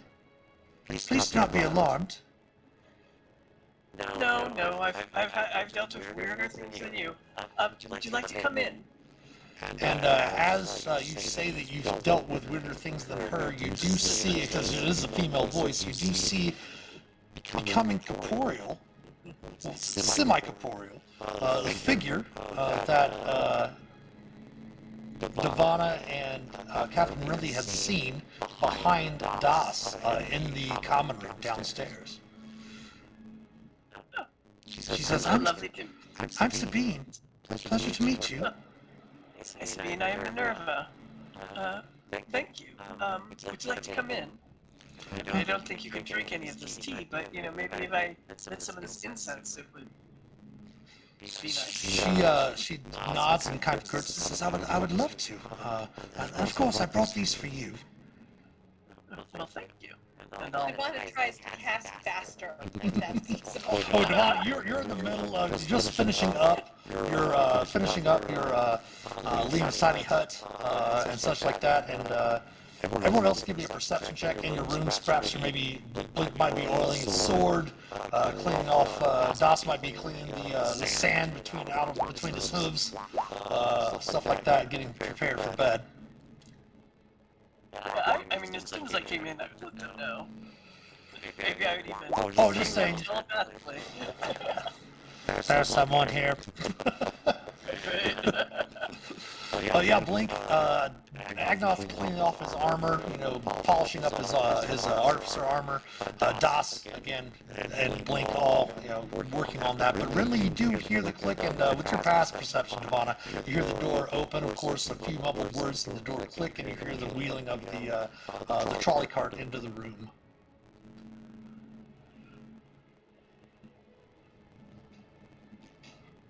Okay. Don't have a fancy earring, but I do have a lot of cantrips. So I will cast message to Minerva and just say, some late night company? Everything all right? We seem to have the visit of a visitor, a ghost, I believe. Sabine, who we heard about. I think I heard you talking to the waitress about. And then I'll just shout back, or cast back. Well, I don't want to intrude, but a knock on the wall if you need us. Oh, welcome to Beth. She says she can answer questions. I'll get the others, and we'll be there in a moment. Sir, where do you think you're going? See Ridley's face on camera. What? And I'll say, Blink, want to talk to a ghost? Not really, sir, no. Would you mind watching my back while I talk to a ghost? Oh, no, yeah, that's sure. Yes, of course, sir. All right. There's a ghost here? In, Devana and Minerva's room. That's out in the common room. In the common room. Yeah. Or the Right here, uncommon sir. room. I will go out there and check. Make sure it's safe for Renly to come in. Yeah, as you peek out there, Blink, you do see Minerva standing there near what appears to be a trolley, a small little, like a waiter's trolley, something like that. You do smell the incense and the tea, and she does seem to be, Minerva does seem to be speaking with a ghostly figure. And Minerva seems relaxed and all that. I will wait for Renly to come on in. Okay. I'm gonna stop and give a quick rat-a-tat-tat on Agnoth's and Das's doors, respectively. Okay. And tell them we have a visitor, but it all seems above board for now. Okay. Devana will call out, assuming our door is shut. Say, Minerva, could you open our door, so I can listen in? I need to stay where I am, though.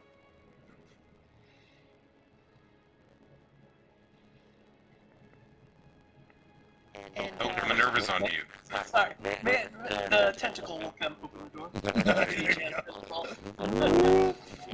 and I feel like I don't need to say it, but everyone knows if you need it, there's a safe space that you all are welcome in right here, should you need to make a dash this way. Sure. And after Das and Agnoth, you do hear Renly rap on your doors, mentioning that you do have a visitor. And Agnoth will probably leave his armor in the room and come out just with a cloak, but yeah, Okay. Strauss will walk out without his armor, but with his sword. Again, leading to all of your companions kind of getting even more of a feel that Das is from a world that is ridden with battle right now. And as you exit, as I mentioned, exit your rooms into the common room, you do see the figure dressed very similar to the, almost like a very ghostly appearance. Her hair does seem to have once been raven black. You do notice the mask, very similar to what the other servers and such like that, and the other women that worked the mask down below, seems to have that, the same like sheer kind of black dress on and such like that, kind of just floating there right beside Minerva, and again, the trolley with all of the tea and such like that there. Blink also has his sword out, and seeing Das come out armed, it almost pains him to give Das a grudging look of approval. Like, Sabine brought us tea, and she says she can answer some questions.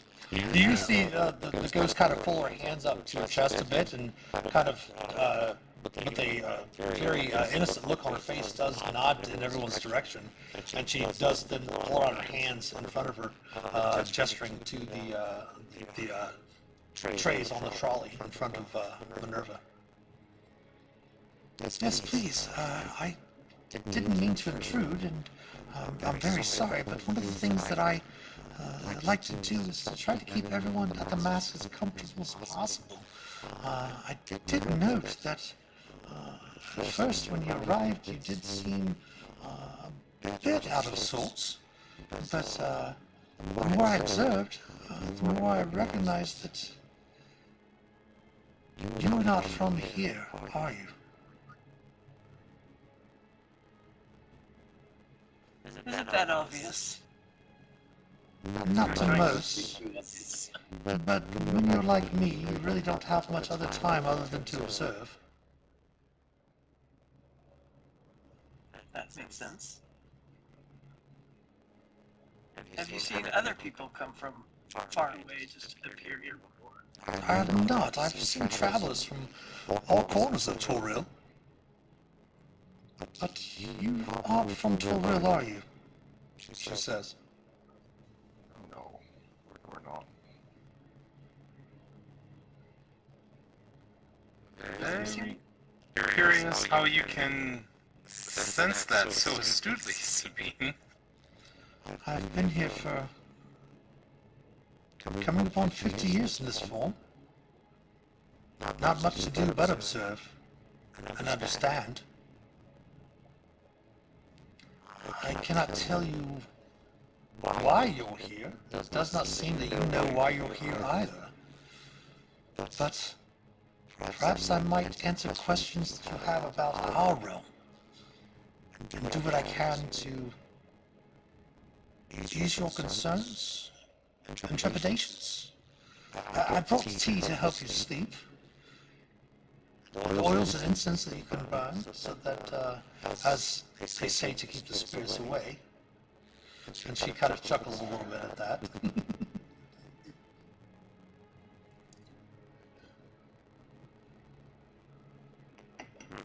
And Devon, the door to your room's open enough to where you can see this conversation going on, sitting silently inside on your bed. I'm walking back and forth between the cart and Ivana and like sugar. No, okay, too cute. Okay. Oh yes, that is a very, very good point. You guys all do notice as well that as the day has grown longer, so has Das's beard.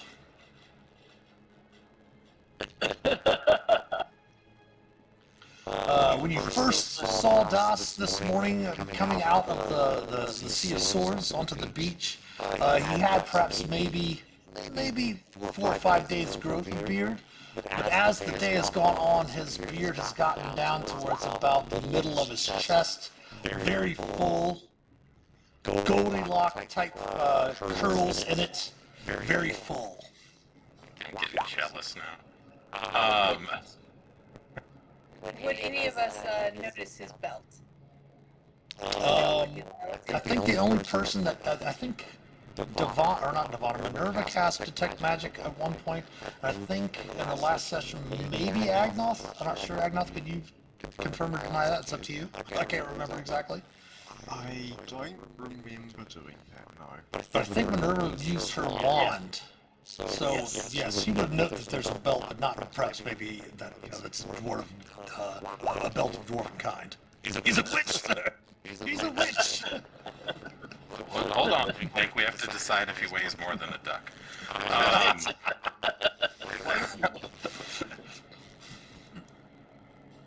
Sorry, Das, go ahead. Back to your, yes, one little aside, back to your ghost chat.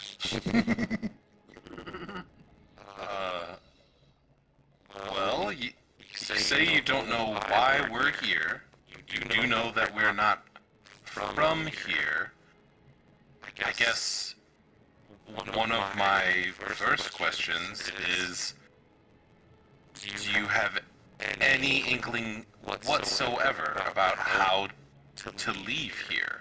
Are there places, and I'll get the maps and lay them out. Are there magical portals laid throughout the world? But you say you haven't met other people who have come over like we have. I've met many travelers traveling through Neverwinter, as our world is filled with adventure and high magics and such of that, but I just noticed your confusion and thought that I might be able to answer your questions about, for lack of a better term, my world. Okay. So, another thought. Does he seem different than us? And I'll point to Das and then to the rest of us. You see her kind of look at Das for a little bit, and she kind of flickers a little bit as it goes. He's not the most different, no. He is. And she points to Agnoth.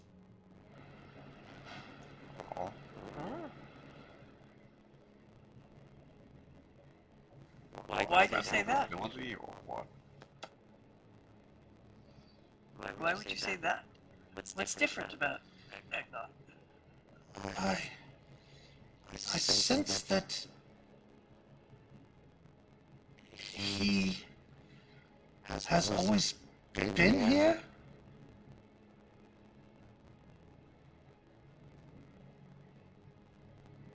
He always has been here? Parts of him. I'm not sure exactly how I know this, she says. I'm not sure I understand.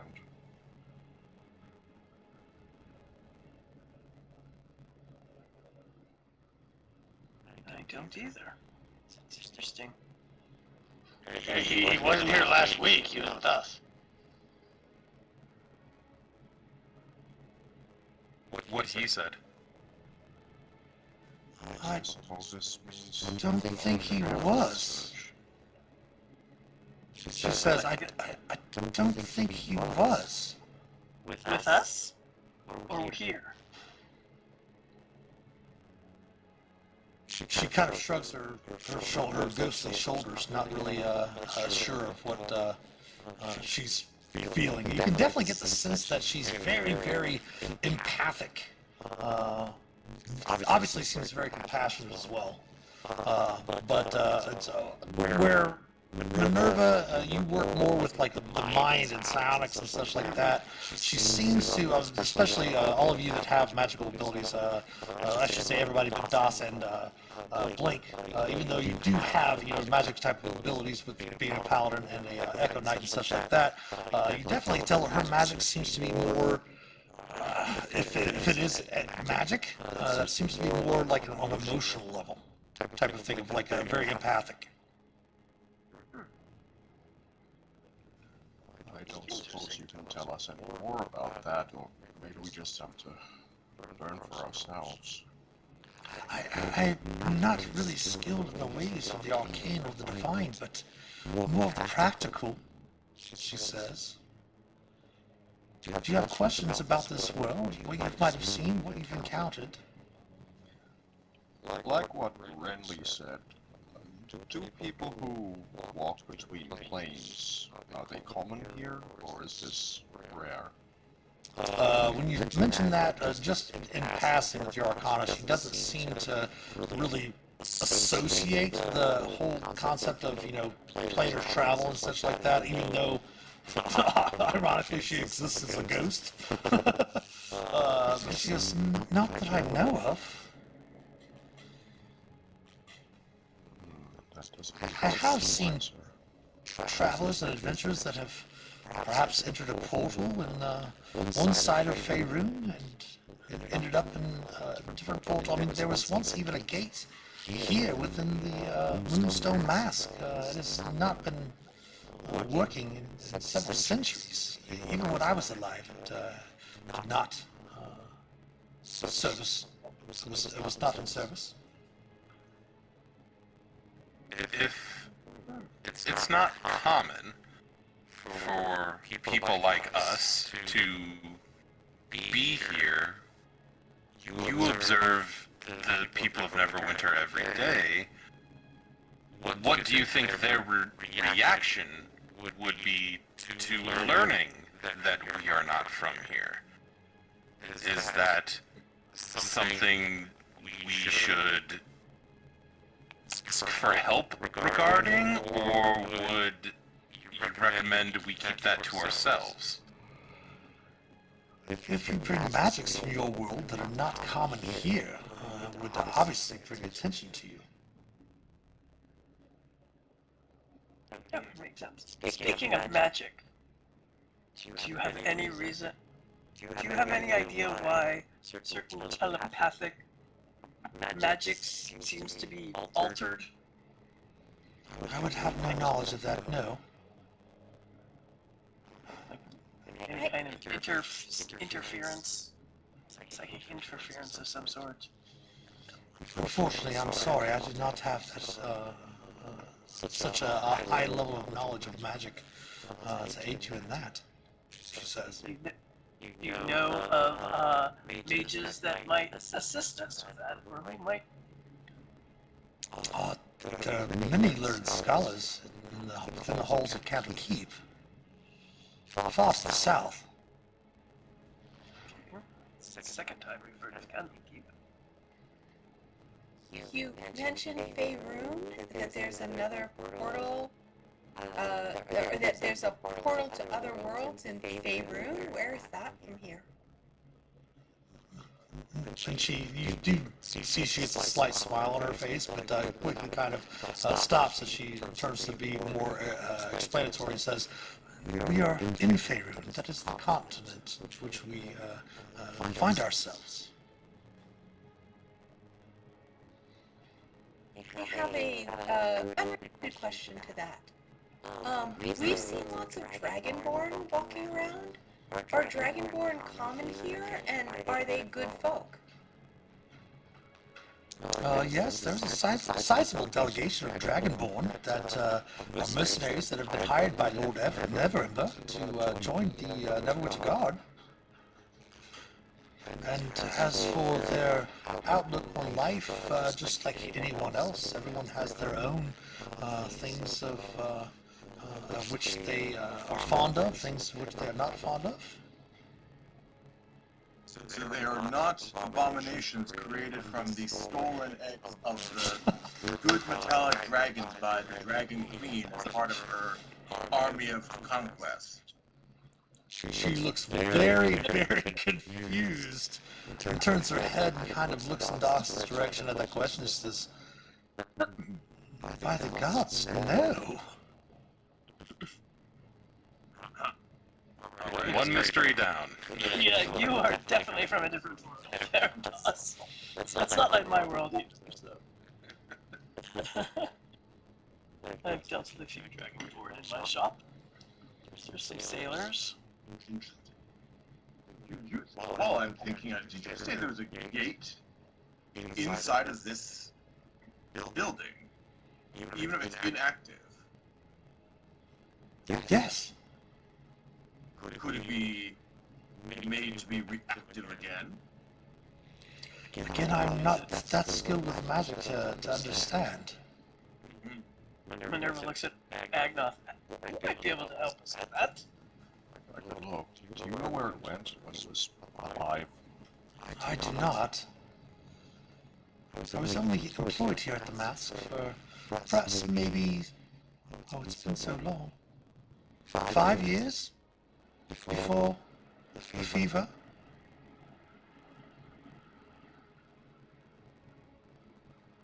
So sorry to hear that.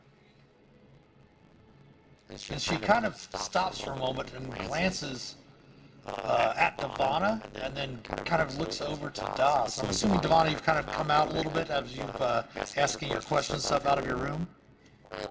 Can't leave the hut or it will Oh, no, dissipate. no, you But I've kind of moved as close as I can Sure, to the sure. hut.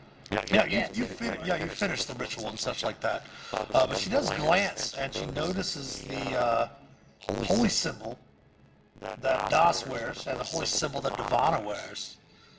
And she says, "You truly are not from these lands. Who are you?" Is there a goddess of twilight here? Or of the stars and the moon? There are many. Seluna, goddess of the moon. Devana nods and Sehanine Moonbow, which all of you from Alexandria immediately recognize. Yeah. Is the goddess of the elves. Well, some things are shared, I suppose. Maybe the gods can tell us how to get home. Even Agnoth, like, so currency is seemingly different, yet works in similar denominations and similar materials, and now we have another link of there being some crossover in a religious pantheon, so we're removed, but we're not removed entirely. Sabine, thank you so much for your hospitality and generosity. By the by, does the name Hadal ring any bells to you at all? A doll? Yes. No. Should it? A big, like, sag of the shoulders and sigh, and Renly will just sip his tea and never mind. What about my lord Kiri Jolith? Or the vengeful Sargas, or you may know him as Sarganas? Or Galeen? No, she says. But before we... remember false gods, much like mine was before the old gods returned? Maybe that is why I'm brought here. To teach people of the return of the new gods and clear away all these false prophets before us. And on that note, it is time for another ad break, so we're going to go to the ad break. Again, stretch your legs, grab some beverages, use the restroom, refresh your snacks and such like that, and we will see you on the other side of the ad break. So please stick around. We'll be back shortly.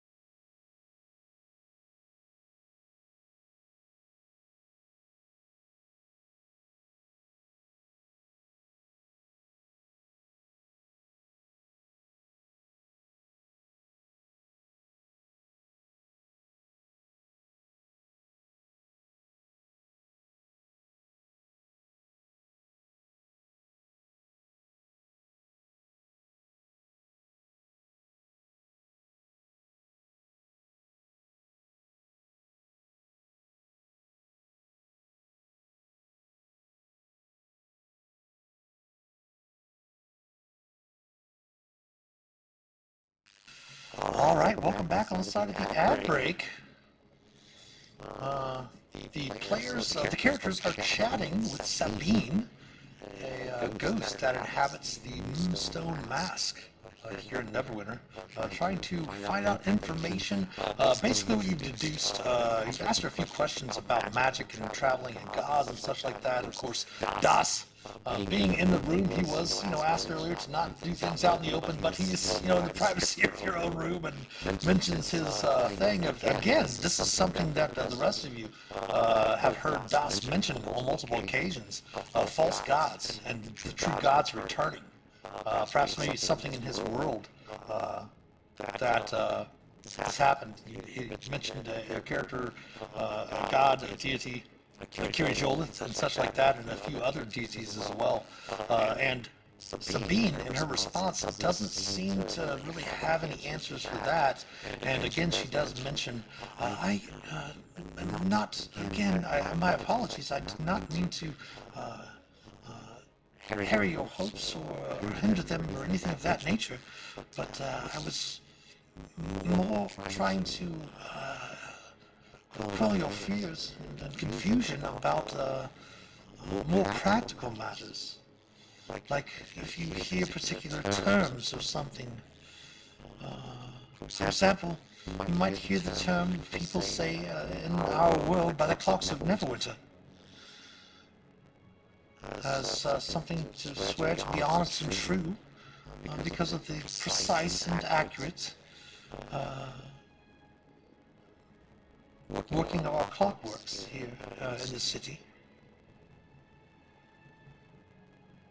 Things of that nature. You did seem to be concerned with certain terms and such. Perhaps I might be able to aid with that. And if you have other questions, whenever you return to your rooms, or here in the mask, and she does kind of point over to the tray in front of you, and point to a napkin that does seem to have something beneath it. Minerva, did you want to ask her about trade and tradesmen and Yeah, first I'm going to look into this napkin that she indicates. As you do, you notice there's a small, it's probably about maybe 2 inches in length, but it's made of silver, and it seems to be a small bell. We can call you with this? Is that what you're... Yes. Excellent. Well, maybe our questions should be more concerned with the city. Like, is there anything in particular we should know? Politics, how things work. I'm also wondering if you knew any names of any particular traders in kind of special items, rare artifacts and such. A few, but of course I am able to hear many things here in the mask as she grins very sheepishly. But if there are specifics, I can look out for such things for you. Well, I'm specifically looking... Oh, excuse me. No worries. I'm specifically looking for people who might trade in rare artifacts. People who might travel far and wide, might come in contact with obscure and mysterious things, because those type of people might have knowledge about why we're here in a weird way, because some items have strange powers. Well, I do know of one person that might be able to have some information for you there. Oh, excellent. You would need to head to, and give me one moment here to check the map here. You would definitely need to head to the eastern part of the city, just north of the Tower District. They do operate a small shop in the back of an alley. Hervand is the name. Herbert. Hervand. Sorry, I'll type that in chat for you.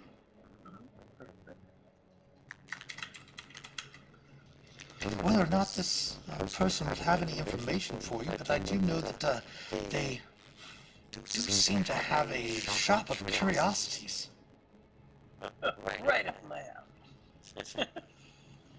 Excellent. I have not, if he is still alive, I am unsure. Again, I've been here at the Mask for a number of years now. But I do recall him visiting a time or two for pleasantries and things that the Mask offers that many come here for. And again, she is very shy in her grin. What do people come here for exactly? I mean, good food. Of course. Spider's egg souffle. That. And she says, the company, of course. Of course.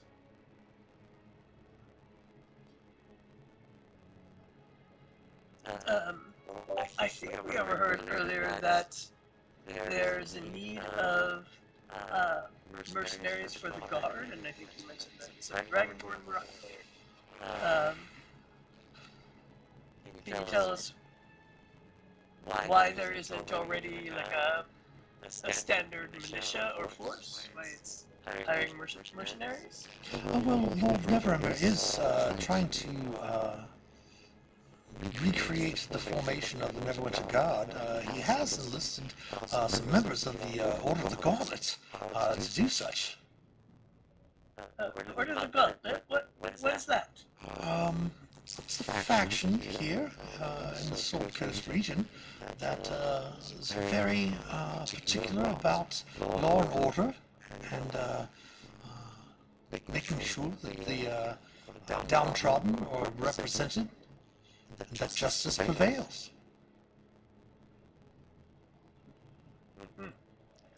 Something we noticed about the guard, where we're from, the guard tends to be a little rough and tumble. Your guard looked very model-like. They just seem to be pristine. Is that common, or did we run into an unusual unit? I'm not sure what you mean, she says. They were very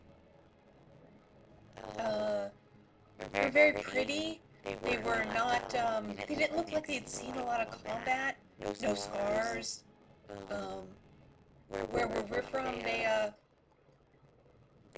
look like they've, slept in trenches. Are the guard kept very well here? Well, Our guards look like this, and I motion to blink. I mean, remember, I look like you right now? Oh, right, that's true. I'll add that. I was getting ready to say before Blake was wonderful to say that. She was going to look at you, then look at Blake, and then look at you, and be very confused. Never. Here's an interesting question. What does he look like to you?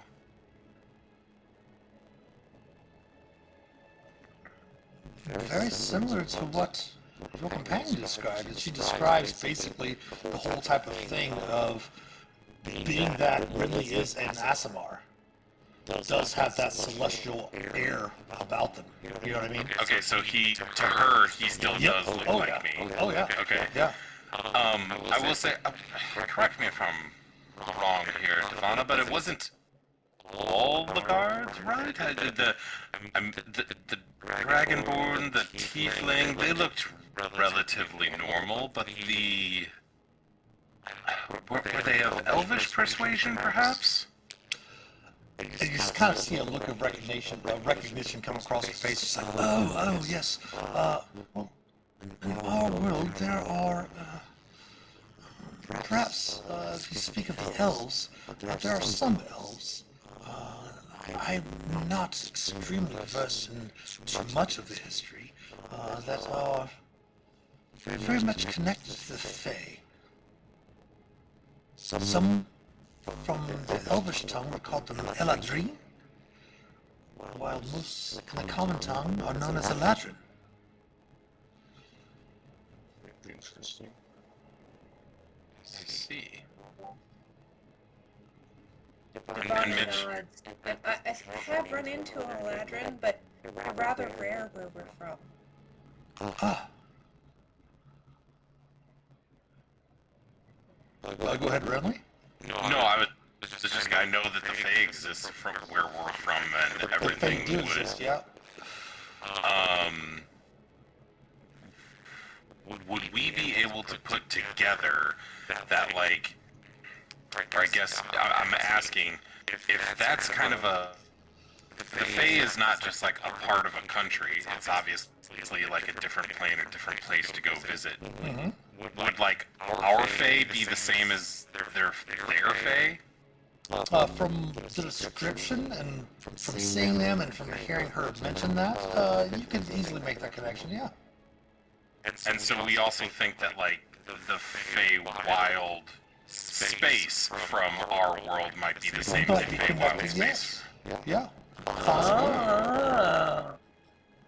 That's That is true. Devada does have a little bit of Fey in her blood as well.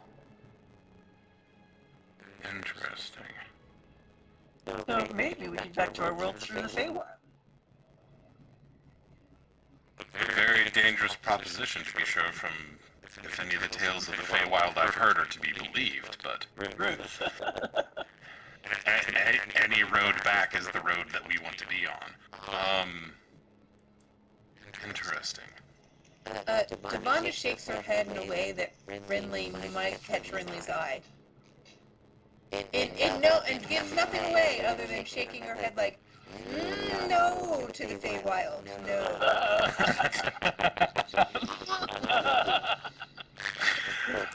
So someone is chasing her, because Agnoth, you definitely catch that with your passive perception. 15. No one is chasing her. Minerva's passive perception is 11, and she has the highest of the group outside of Agnoth and Devada, with Devada's passive perception of 24. So Agnoth definitely catches Devada doing that, but no one else does. But, and I will motion to Agnoth, though, it's like, and that's a third connection.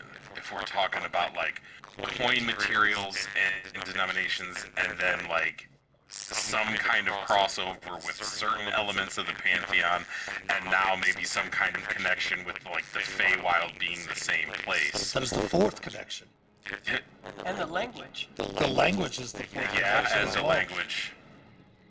Yeah, then that definitely, I don't know, puts Renly in the kind of frame of mind of like, alright, so we're someplace else completely, but there's enough similarities to where maybe there's hope for a road back. Perhaps. But we don't know. Das, I'll piggyback off your, the question you asked earlier. Sabine, you said that there was a previously functioning gate here. It hasn't been functioning for a while, but I don't think we got exactly where that is, because we might want to take a look at it in the morning. I'm afraid that won't be possible. It was walled up long ago. Oh. Well, I mean, certain walls are pretty easy to get through. once Blink, I would agree with you. Did Blink and Das just agree to twice tonight? Das agrees with Blink. Wow, magic the players actually can do that, by the way. Those watching viewers, if you will accumulate channel points for watching. Those are gold pieces down at the bottom of the chat channel, chat here in stream.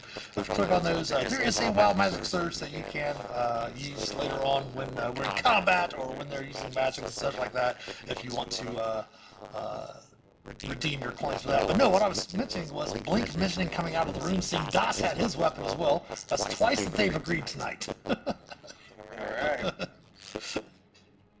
Agreed dealing. On a roll. Yes. Walls can be taken down. Indeed they can, and they can be relatively easily re-erected, so reconstructed. So, Sabine, could you still answer where that gate was before a wall was put in place? Down below the cellars.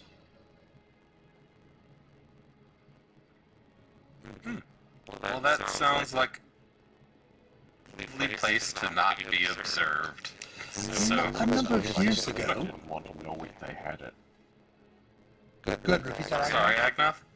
So it sounds like somebody wanted to hide it. As you mentioned that, Sabine does say, well, about 50 years ago, Mount Hotenow, the volcano that you might have seen coming into the city, erupted, and the city itself was almost destroyed. And many of the sections of the city were rebuilt as a building project, and the layout of the city has drastically changed. Of course, the mask is still where it's always been. Did not suffer as much damage as much of the city. but the reason or purpose, I'm not sure.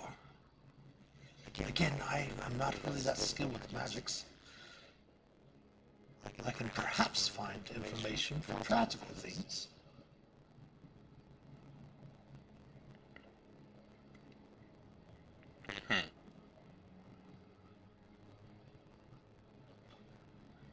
What would be the easiest way to be in contact with this Lord Neverember is his name?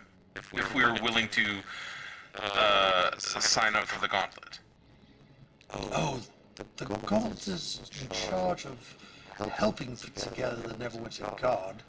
I am mean no disrespect, but unless you have a certain standing and such, I'm not sure that Lord Neverember would grant you an audience. I wish we would have brought our reputation with us. Because we don't have one. I mean, Sabine, we're all standing right here, though. Oh, So what's the problem? She looks very quizzically at Blink, not understanding at all his mindset.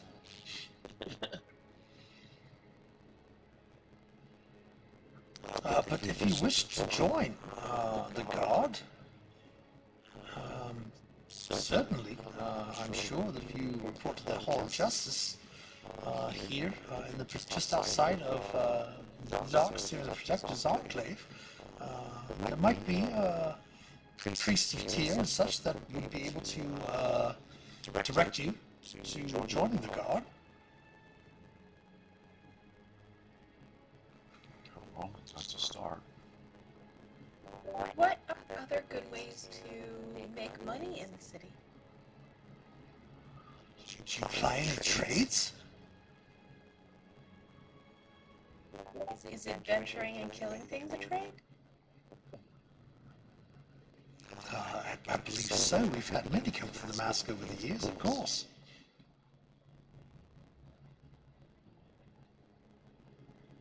That would definitely be suited for being members of the Neverwinter Guard.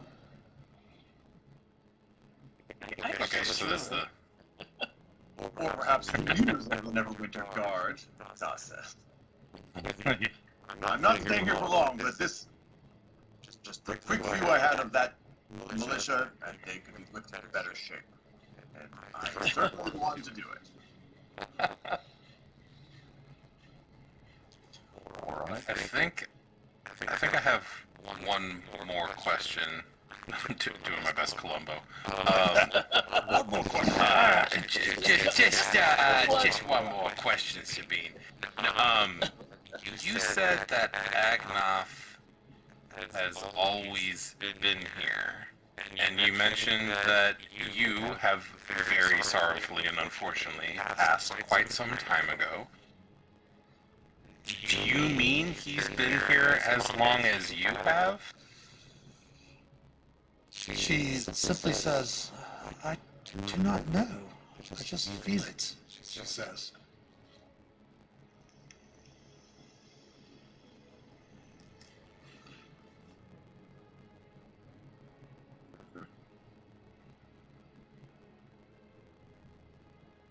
Well, I thought I would sleep tonight.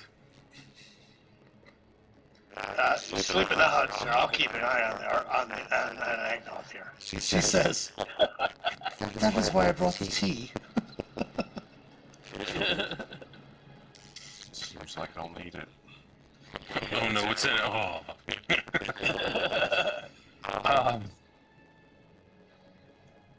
Well, it's an absolute pleasure meeting you, Sabine, and obviously you know that we are new to town, so to speak. So your hospitality has not gone undone. Thank you very much. Thank you for all the information and tea and for the bell so we can contact you later if we have more questions. It was quite kind.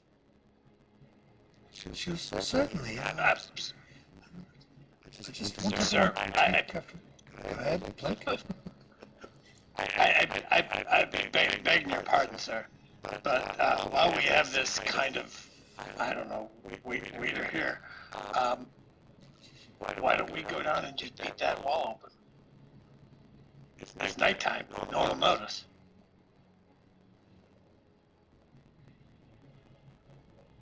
You know, Blink, I'm sitting here trying to think of why that's not a good idea. Vecna says, if you give me until morning, I might have a quieter way to get through the wall. Minerva just yawns. Dramatic.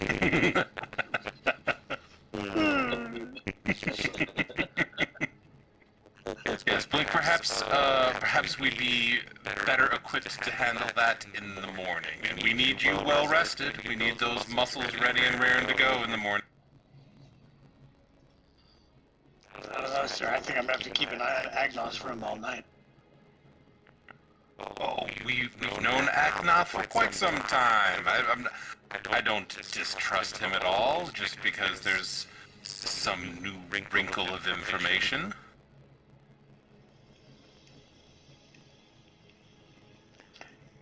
That's okay, sir. You can trust. I get paid not to. That's right, I do pay you. From his own money. Yeah. Hey, don't tell him that. Just letting the viewers know. Yeah. Well, I think I'll look at Agnoth. How about you, Agnoth? Do you feel any different from this? Do you have any even faintest idea of what this might mean? There's only one thing that comes to mind, and that is that dream. I was the only one who wasn't there in person. Don't know what the connection is, but it's the only thing I can think of. Right. And that is exactly on point, Agnoth.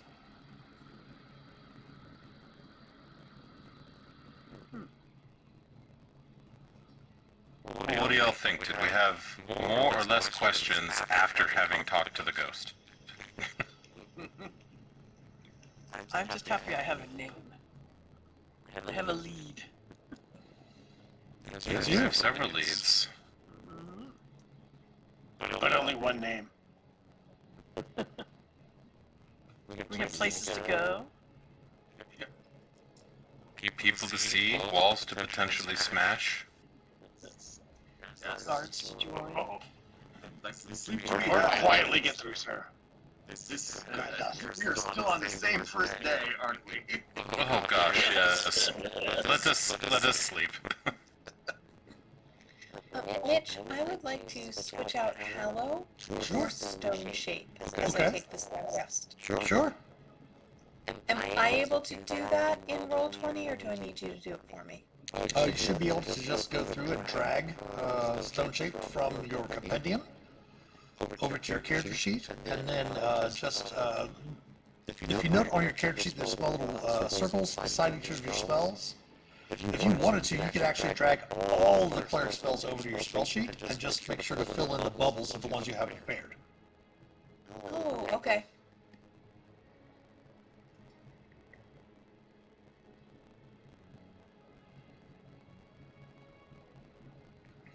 Sleep? Sleep. All right, so Sabine will make her way through the door. Obviously not opening it, but it's just straight through the door. As she dissipates, you do have the bell with you. If you wish to use some of the incense and such like that she brought with you, you can easily make any sort of nature check or medicine checks on those. And just examining them, you note that they are just for rest, relaxation, the easing of anxiety and such like that. The tea is made with some different types of roots that would just enable you peaceful sleep, not like put you under to where you don't wake up or anything like that, just allow you to sleep peacefully without any problems. Excellent. Yeah, I'm drinking some tea. Ready to rest. Indeed. All right, go ahead and then take the benefits of a long rest.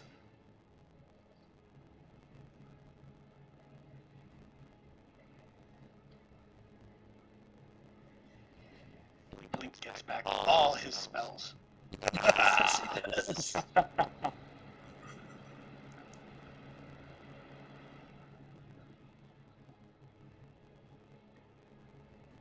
And you awake the next morning. Go ahead and feel free to change up any spells you might need to change. I think Devana's the only one that prepares spells. Everyone else has spells known, right?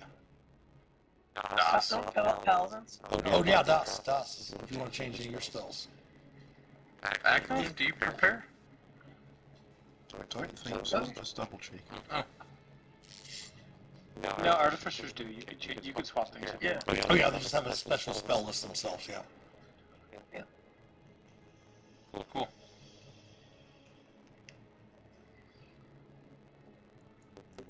Tip for the listeners, if you have the character sheet popped out, you cannot drag and drop. It's got to be in the Roll20 space. There you go. Yeah.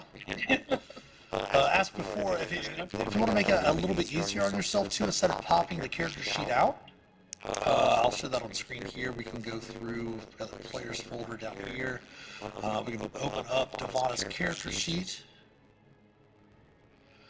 And instead of popping it out, what you can do is just go up to your character's name at the very top of the sheet, Devana. Not the actual character sheet itself, like where it has your name and all your info on the core page, but just at the top of the window itself in Roll20, and just quickly double-click your name. And it will minimize it. And then you can move that to wherever you want to on the screen. Like you say you want to move it down to the bottom right-hand corner. You got it minimized down there. If you go ahead and double-click it again, it'll pop up to wherever you left it on the screen prior. Perfect, thank you. Yeah.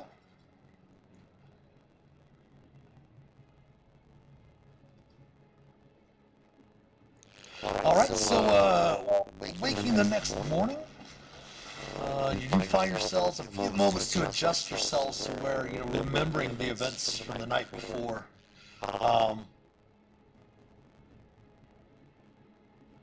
You're able to kind of to readjust yourselves to where you're at, remembering all of the events and such like that. Does seem to be a fairly brisk morning. It does seem to have a little bit of rain looking out the window, the balcony from your kind of shared suite here at the Moonstone Mask, and there does seem to be a light drizzle outside with a bit of wind, not too heavy of rain or wind coming outside. Blake changes his sword grip. Well, with the new rules coming out here in a couple of months, you will be able to change your different Weapon mastery. effects. Yeah, your weapon mastery. Yeah.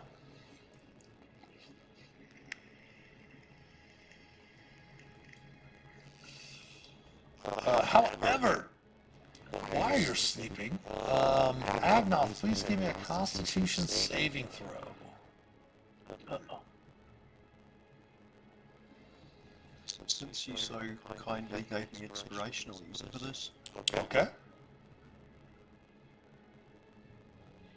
Well, either way, that's not good. A 7 and a 4. I see where I have to click the advantage. Yep. Yeah, like I said, if you want to leave advantage on, feel free to leave advantage on all the time. We'll just take the left number rolled, and then if advantage or disadvantage applies, we'll apply the right number as well. Agnoth, you have a nightmare during the evening. Filled Imagine why. with mortal terror. You have the feeling as if your very being is trying to be ripped from, it's almost as if you can see peace and contentment and everything you've ever wanted trying to be ripped from you all during this nightmare. Just, you can't really make out any shapes, you can't really make out any faces, you can't even really make out any location around you or anything of that nature, but you just feel this despair, this mortal terror.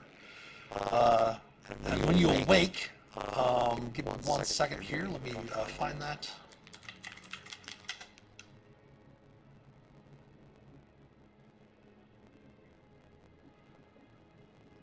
There we go. I need for you to do me a favor, and let me see, do we want a roll, or do we want...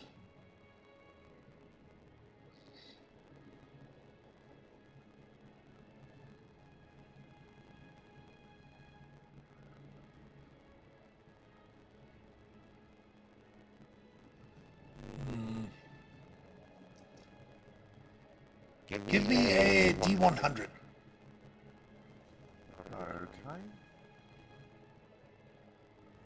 Not sure whether that's good or bad, but we'll find out. When you awake, you have an interesting new flaw. The viewers can see it. Please, for those playing, do not look at the screen. I'm going to whisper this to Agnoth.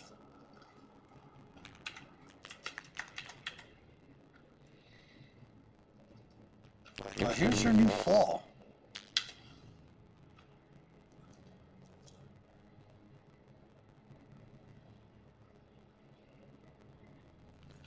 Parse it.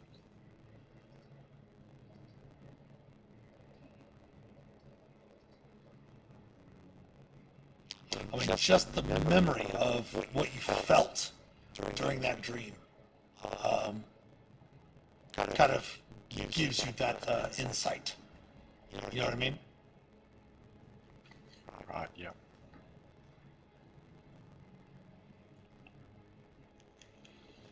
So it is a new day, a new dawn.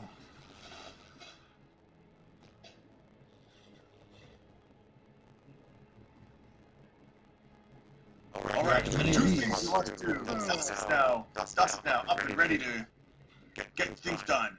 Points over to Minerva and says, "You want to go talk to this guy named Hervant."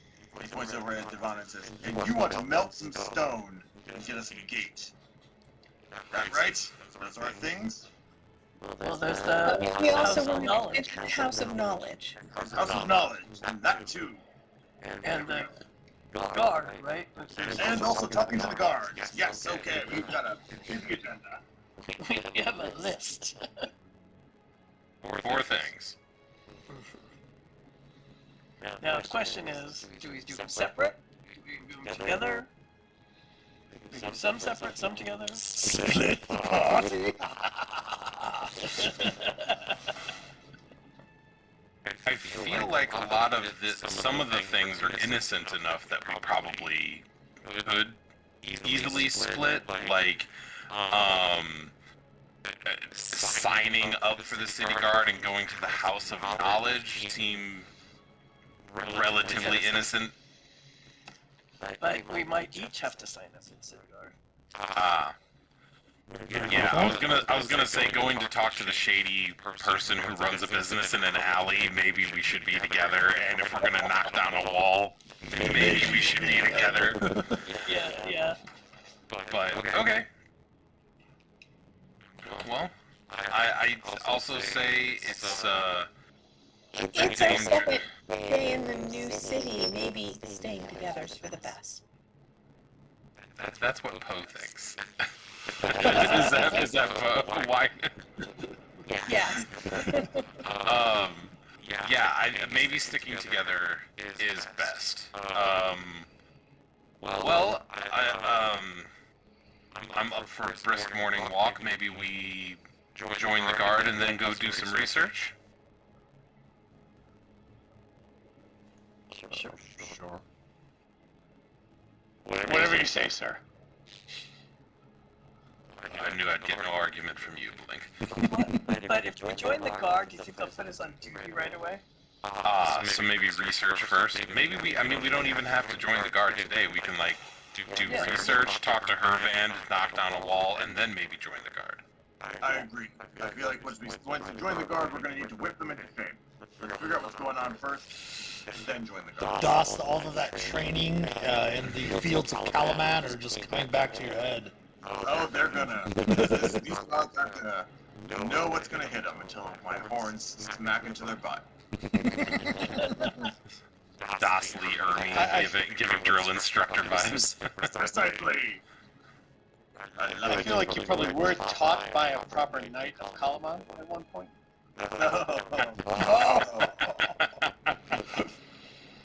For your viewers, if you go back a few episodes on Mitch's stream, you'll see exactly what Blink Flash Senate is referring to. Conclusion of Dragonlance theory. I'm rolling very hard over here. You cannot see what's on screen. I heard it bang into the side of your screen. Your eyes rolled that hard. So where to first then? Heading to the Hall of Knowledge or heading to find this Hervand person? Legal knowledge, then illegal knowledge, right? Yeah, I think it's on the way. It does look like. I think the story was that Hervand is in the East City. Yes, the House of Knowledge is here on your map. And then somewhere up in this area, from what Sabine mentioned, one of these alleys up in this area might be where Hervand's shop would be. If he's still alive, she said. You're right. Yeah, I said, let's go to the House of Knowledge first. Because also we have to put in some requests and things like those, what's that called when you're in college? You have to, like, request for your books. Yeah, like that. Get in the queue. Yeah. Get your syllabus. Yeah. There's something here called the Dewey Decimal System. What is this? Wow, what's new magic? Yeah. Card catalogs. Yeah. Alright. House of Knowledge. Oh, and by the way, just for you to have information, the map maker, his shop was called Moscato's Maps and Legends. Type that in the chat for you.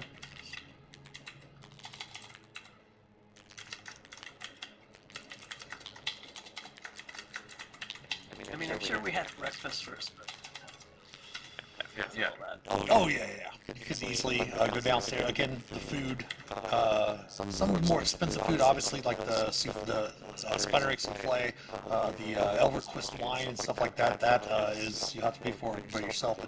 But your normal ale and breakfast and stuff like that is included in your price of your Spider egg room. souffle seems more like a dinner. I don't think it qualifies as breakfast food. It's not like a donut where it can go either way. Spider egg donuts. But anyway, Eggs. it's eggs, exactly. Of course, the legends part of the name, Moscato's Maps and Legends, refers to like legends on maps and such like that. Yes.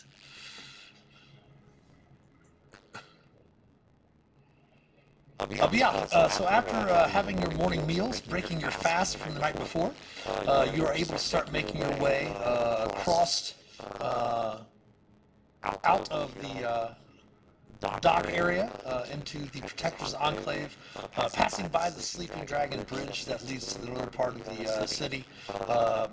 Of course, the Winged Wyvern, as well as the rebuilt Dolphin Bridge, also can make your way to the House of Knowledge. Everyone, while you're heading that direction, go ahead and give me perception checks if you would.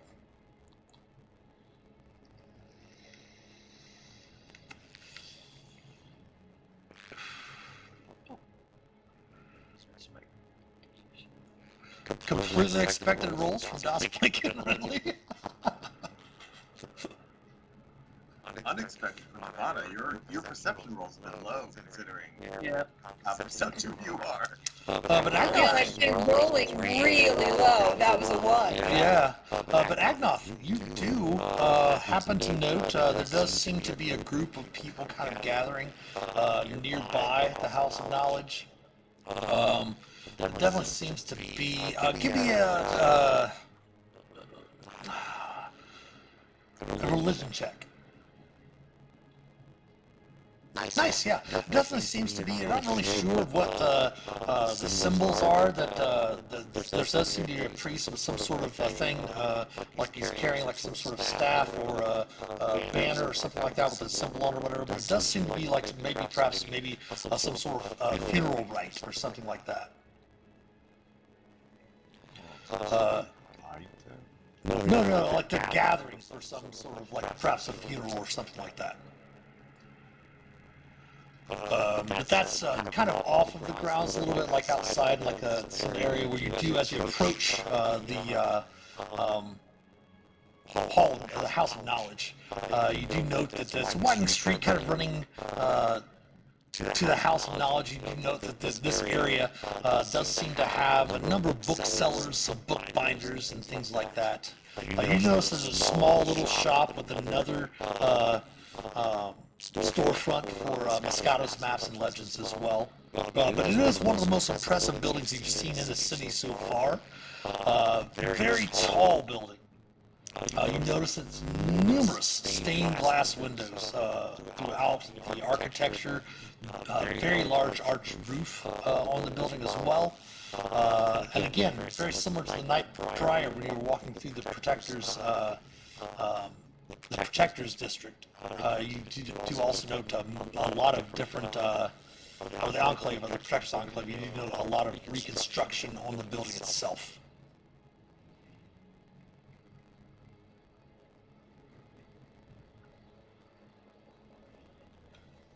I suppose the only thing to do is to try to enter.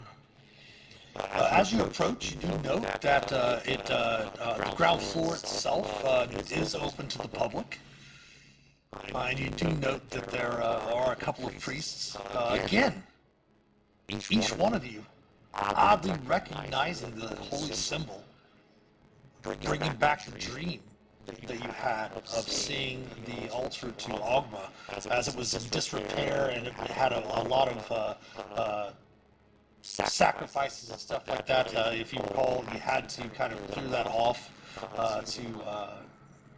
to finish off some of the remaining zombies in that room just from that memory alone. But you do recognize the holy symbol of Ogma.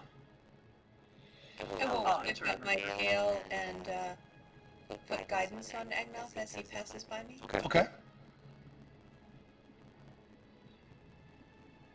And entering in, you also do note, definitely entering in, why it's called the House of Knowledge, as entering in wide ceilings, very high ceilings, with columns all throughout. And you do note that there are numerous bookshelves lining the walls with aisles of bookshelves all around. As you enter in, you do see a number of acolytes here and there, as well as priests just discussing things, chatting with some of the common folk that would enter in, as the main floor here is open to the public. You do note that there are a lot of other acolytes and such replacing books, putting them up on different bookshelves, and things like that. And I guess while it would be possible to ask them for directions, I might just take matters into my own hands and start searching for books on, we wanted to see what they know of other worlds, for instance, and ways to travel to them. Go ahead and give me an investigation check. You have guidance from Devana for that as well. Can I assist? Sure. If you know, knowing what Agnoth is looking for, sure. Yeah, I'm proficient. So have advantage there. Ooh, A high roll. nice. A 31. Well, the first thing that you note is that there is nothing of the sort in the public area. There are some books on treatises about the gods, of course. There is discussion of what's called the Great Wheel. Some of them are just really more common. They don't really go into depth about that. It does talk a little bit about some of the different deities and such like that in this world that are worshipped here as well. But nothing really on the types of in-depth discussions of magic that you'd be looking for. Basically, that would be available to the common folk, the common people. I might How about, make a like, quick list on which gods we have in common, and at least use that for later reference. Sure. Go ahead. How about any like science fiction or fantasy novels that Um, have these other worlds in it? Not a whole bunch of non-fiction. I'm sorry, I should say not a whole bunch of fiction. There are like some fairy tale books and stuff like that, some like a children's section for discussions along those lines. There do seem to be a new number of books here and there written by some person named Volo. But they seem to be fairly dusty. They don't seem to be checked out a lot. Poor Volo. I'm actually kind of interested, like the cautionary tales that they tell children. There's also a number of chat books that you notice, short books containing stuff about political opinions, and crafting guides, discussions about different areas. You do see a number of books, almost like travel books, about that city that they mentioned that you were told about Waterdeep. There is discussions with some books that have discussions about the different philosophies. You note the goddess of beauty and love in this world is called Suni. There is a very, very interesting book that you come upon as you're looking through that you do connect a couple of things. Give me a moment. I have this pulled up over here just in case all of these things came up.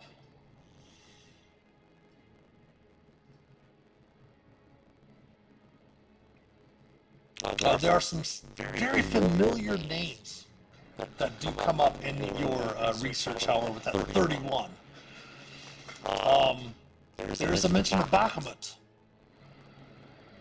who is known as the Platinum Dragon in your world. Das, are you walking around with him as well? Yes, I would assume so. From what you read, this definitely seems to be Paladine. Corlon, known as the Archheart in Exandria, is the god of the elves in this world. The Allhammer Morden is also mentioned in the religion of the dwarves from this realm. Sahane Moonbow, of course, is mentioned as well.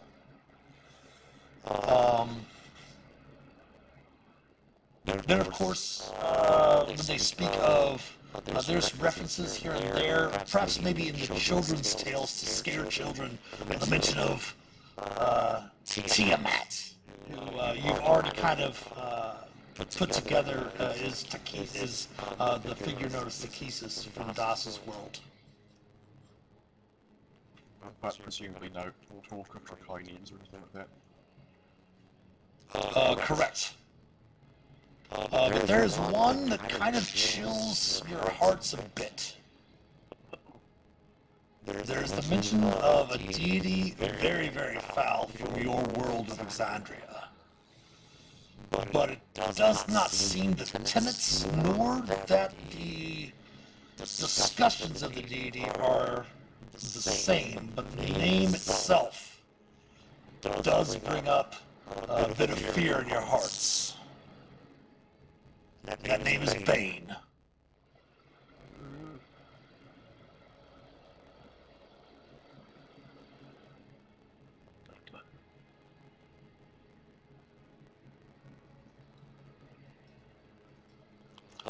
The only thing that you really find in this common section discussion is mostly about fairy tales and such like that. There are mentions of the Feywild. There are also in some of the more darker stories, with any of the fiction, and what fiction there would be in these sections, does discuss Shadowfell and things of that. And when looking through that, you do see a reference to something from your world called the Raven Queen. Oh. Definitely heard of her. But it does seem more of a mention. The mention does seem more of a almost a fairy tale.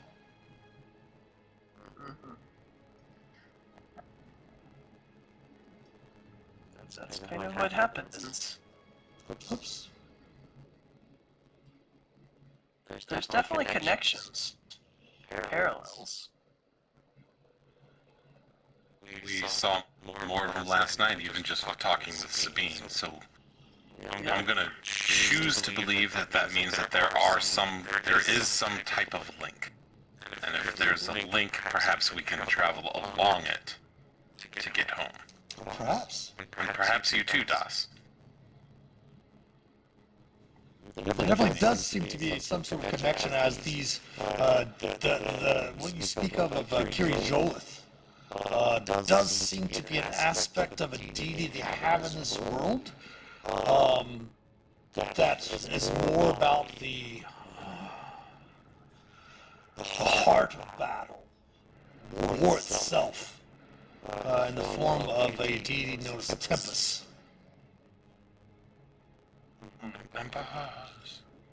Vecna is not very good with books and this type of research, but she mentions to Agnoth and Minerva, maybe we should research something about dreams or traveling in dreams. That seems to be a thread here.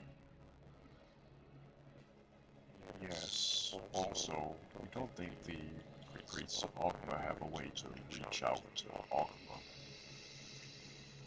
He is shared by both of our worlds. Maybe he might be able to answer questions himself. But asking a god is a tall order. Indeed. And with that, we do have another ad break coming up here. So let's take a small little break. We'll come back and find out what the characters are going to find out in the House of Knowledge. So stick around. We'll be back in a few.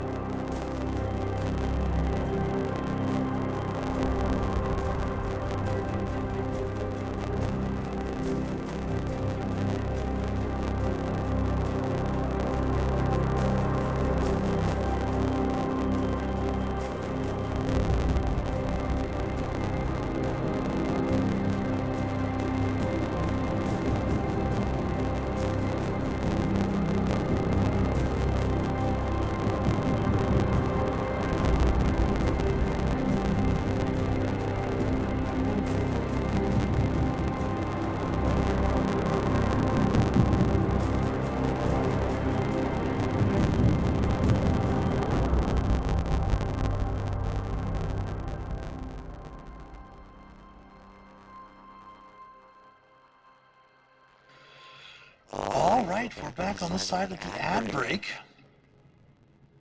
In the House of Knowledge, trying to find out how the characters, 5 of them from Exandria, 1 from Kren, trying to find out why they are in the Forgotten Realms. What's happened? What's going on? Again, searching through this area.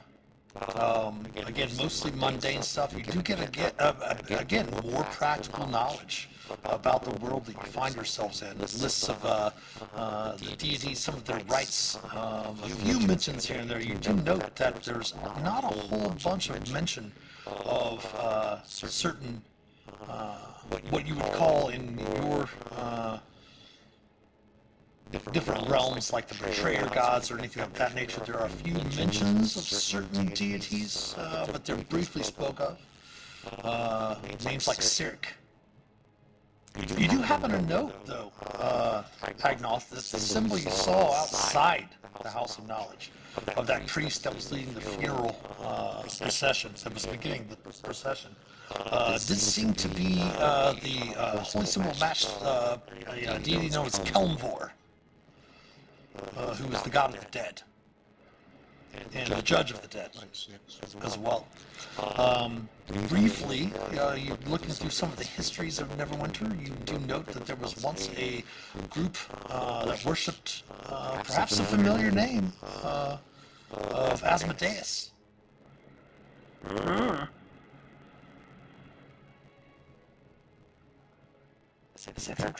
And through some of that information, you also garner that, in this world at least it is rumored, perhaps it might be the same from yours, that Tiamat, the person that Das knows as Takesis, is imprisoned in the first layer of what they call the 9 Hells.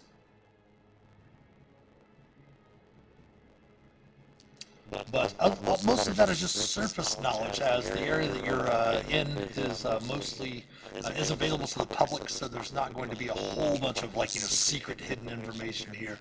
Asking about a little bit, as Agnoth had mentioned before, you're able to get a little bit of information from checking around here in the Hall of Knowledge, that there is some deeper areas that are more housed, that are kind of obviously you also find some dusty tomes about medicinal herbs, things like that, husbandry, animal husbandry, stuff like that, and along those topics. But there's also public government records as well. But more of the secure areas are actually located in what's known as the Vault of Tomes. Where just conversing with, just in passing with some of the acolytes and some of the priests in the temple, that the House of Knowledge is probably one of the greater libraries in the area, that is only second only to Candlekeep in the Sword Coast. There's that name again. Mm-hmm. This must be a big library. And just in passing from information that you can get speaking about that, you do find out that Candlekeep is one of the largest repositories of is that the right word I'm looking for? Of knowledge in this world. But it's also a little of a trip, so... A bit. From here, it would probably take you, you do find out the week in this world is called a 10-day. As the calendar does set aside 10 days in each week.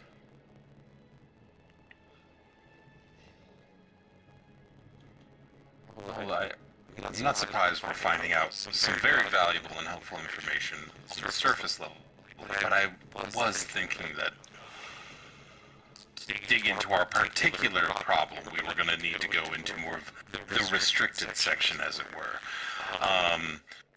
Do we see anybody that we could perhaps talk to and maybe convince we're on like a research project, or make a donation to the library and see if they'd let us in to look at some of the more off the beaten path books? You do, as you're kind of following that line of investigation, you do discover that unless you're been invited or represented by a noble or the city itself, you're on a specific mission for the city or anything like that, you wouldn't really be allowed to access the Vault of Tomes.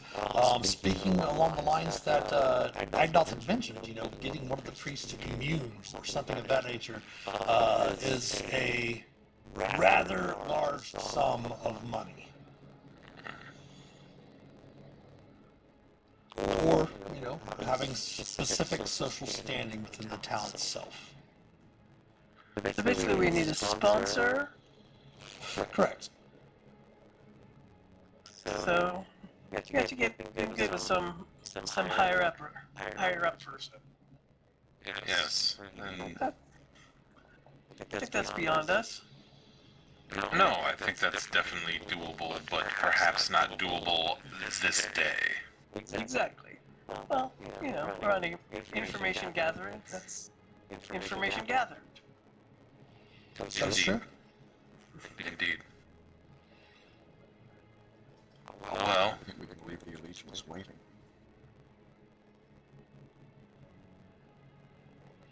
What about the reasons? Well, they send us on a mission and we're not doing it. We have our reasons, but they'll want to know what's going on soon enough. Well, I can try and reach out to them again. it is a new day. Maybe they will hear me if I can't, even if I can't hear them. What does this do for you, Minerva? Can you hear this normally, or we hear spooky monotone? Are you messaging me again? Yeah. It's not as monotone as it was yesterday, Minerva. Oh, not as bad.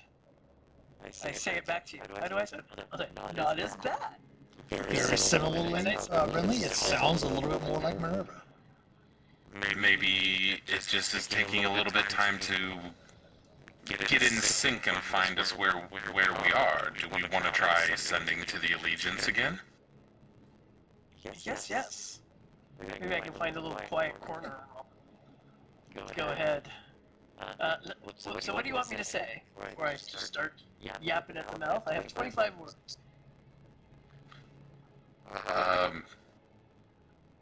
It's us again. We're looking for a way back. Any help would be appreciated. Can you confirm you got this? The reception seems garbled. And I'll just mention again where we are too. Okay. So you're doing this in the House of Knowledge? If there's like a little quiet corner that I think I can, like sometimes there's like a little rooms you can go into. Well, as you do ask, looking about for that, you are informed that they do request that there is no spellcasting within the House of Knowledge. Oh, okay. Well, thank you. Yeah, I just have to send a message to somebody. We can take a call outside. Yes, of course. Please take your phone outside. I don't even need to use stones. Yeah. Okay, so I'm assuming then everyone heads outside of the House of Knowledge then? At least for now, yeah. Okay. So you begin casting your sending spell, Minerva, sending out what you and Brentley had discussed. At the same time as this is happening, Agnoth, perhaps maybe with your passive perception, you do note that the funeral procession does begin its walk through the streets. A few moments after you cast the sending spell, Minerva, you hear a reply. Okay. It sounds as if howls and moans coming through a long tunnel. You receive visions of blackness, a void, and cries. Thousands, if not tens of thousands of voices crying out in agony. Oh no. As this happens, Agnoth, you're watching the procession, and you see them pass by, and being carried on a litter. You see the body of a dwarf.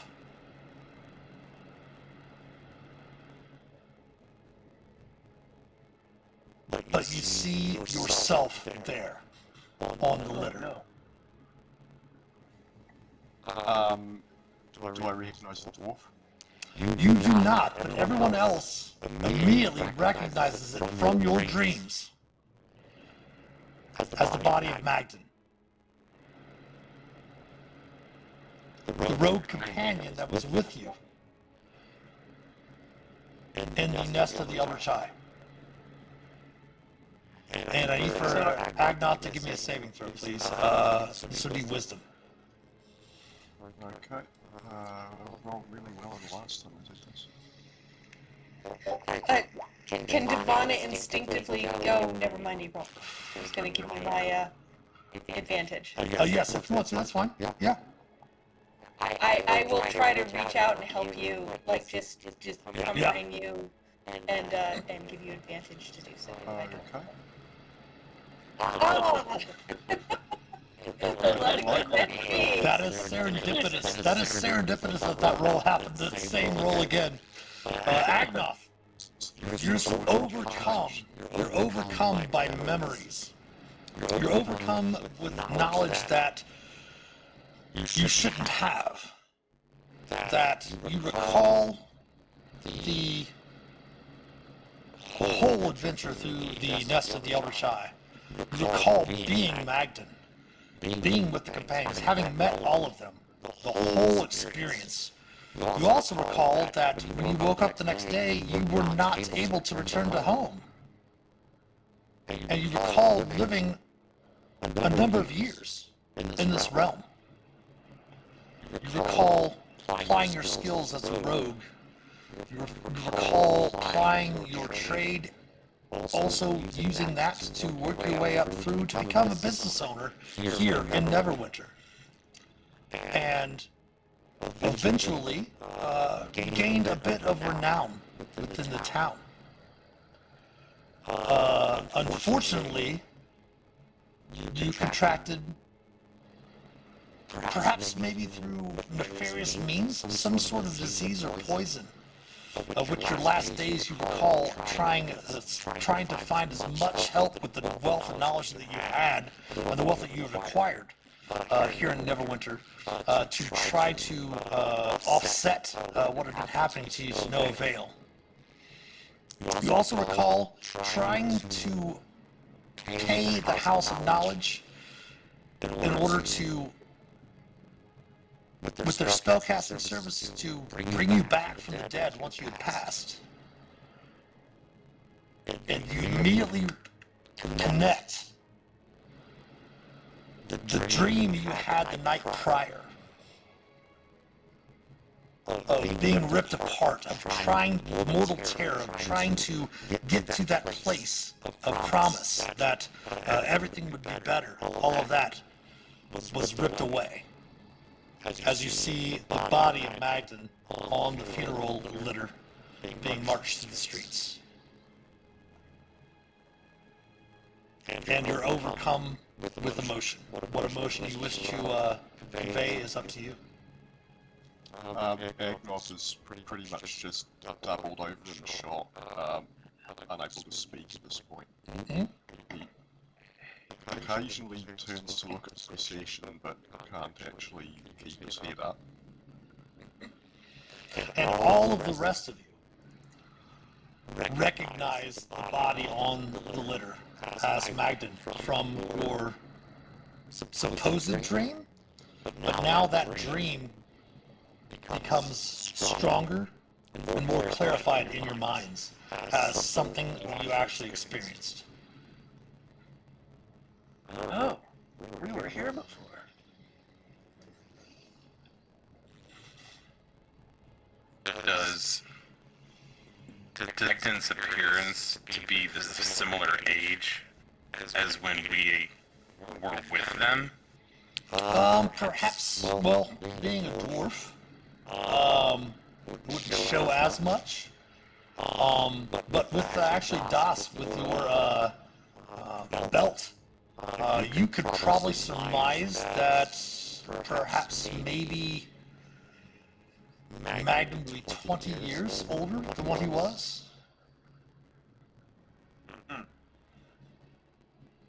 So we would have. So the dream, I remember, would have happened 20 years ago in theory.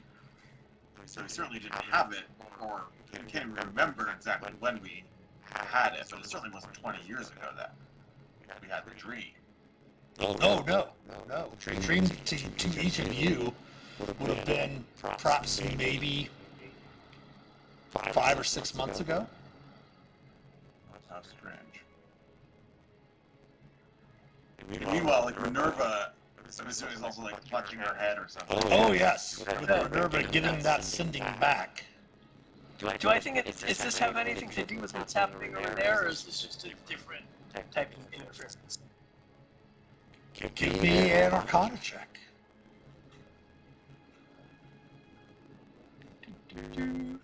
What the heck? It's almost over. I'm gonna use my inspiration.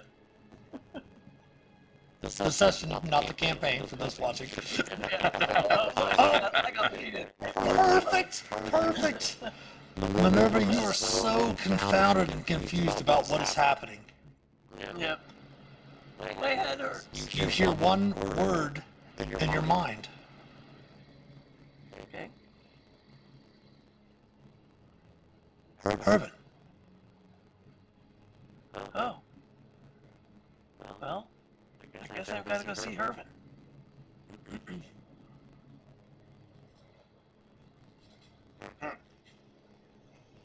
Maybe Hervin will help with this. Maybe the Hermit's the cause. And after a little bit of time, the procession moves on. And Agnoth, you're able to gather yourself up, if you wish. Yeah, I'll stand up and sort of gasp a little bit. I remember all of his memories. Magden, he'd been here 20 years looking for a way back home. He never found it. How you tried? Everyone, I don't know. everyone do me a favor, though, and take a moment to take in what Agnoth just said. That he couldn't find a way back He home. had been here 20 years and could not find a way back home. That's foreboding for the rest of us trying to get back home. But he was alone. We have all of us. The rest of us did wake up from the dream. Is this a dream? Devana reaches out and punches Blink. You know, players get ready to... What Maybe did that happen last session? maybe he's not where we're from. Maybe there's no way back to his home, but there is a way back to ours. Maybe. Renly, I think the dream is the key. We need to solve the dream before we can go home.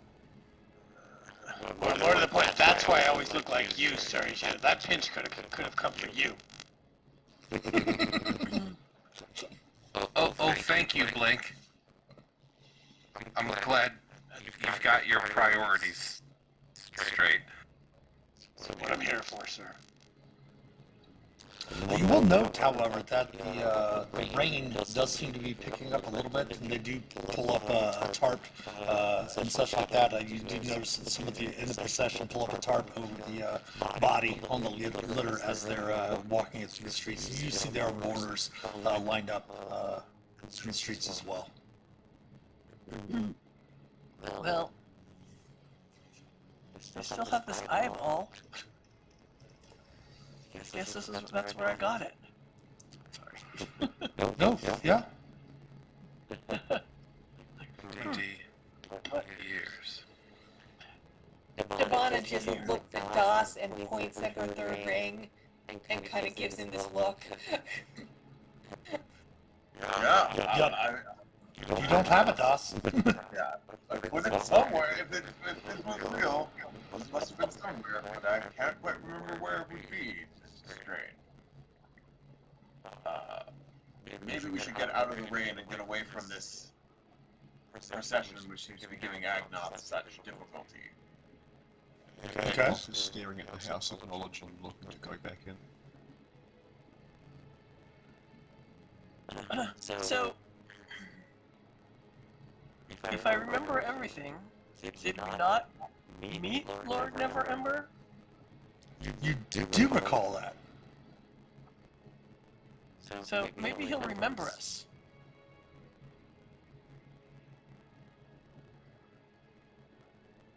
It's worth a shot. Oh, we'll have to come up with some reason even to get an audience with them, I think. What do you remember from the dream that only he would know? Ooh, very good. Take back your inspiration, Agnoth. He assigned us to look for cultists, which can cause problems. From the cultists of it had something to do with the eye and Yes. the thing that appeared at the end in the sores with. They said that we were possible. So hard to remember a dream. Give me an insight check, everyone. Give me an insight check, please.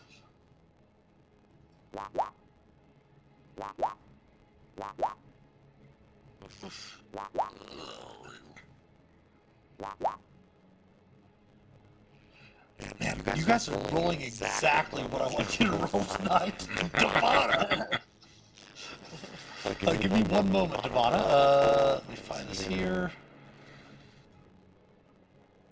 No better way. I have to go see this Hervin. Oh yes, the name keeps repeating. Even as Agnoth says, heading back to the temple, all you keep thinking is Hervin the whole time. But Devana, you recall exactly as Lindley is mentioning that. You recall the apparition. Odd apparition looking at you all in this nest where you went through and cleared out the cultists said, "Yes, there's great potential here. May we meet again. But until then, I have my eye on you." No, I have his eye. And as you think about that, as Devana remembers that, the eye in your pouch, Minerva, It's jar.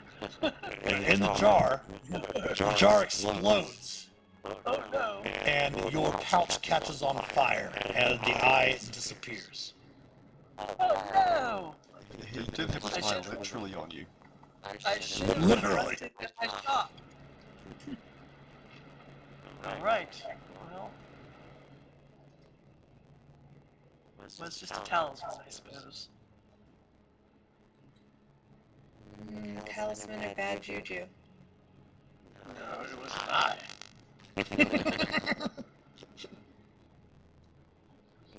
Yes, the eye was a talisman. The talisman can be anything. Sort of.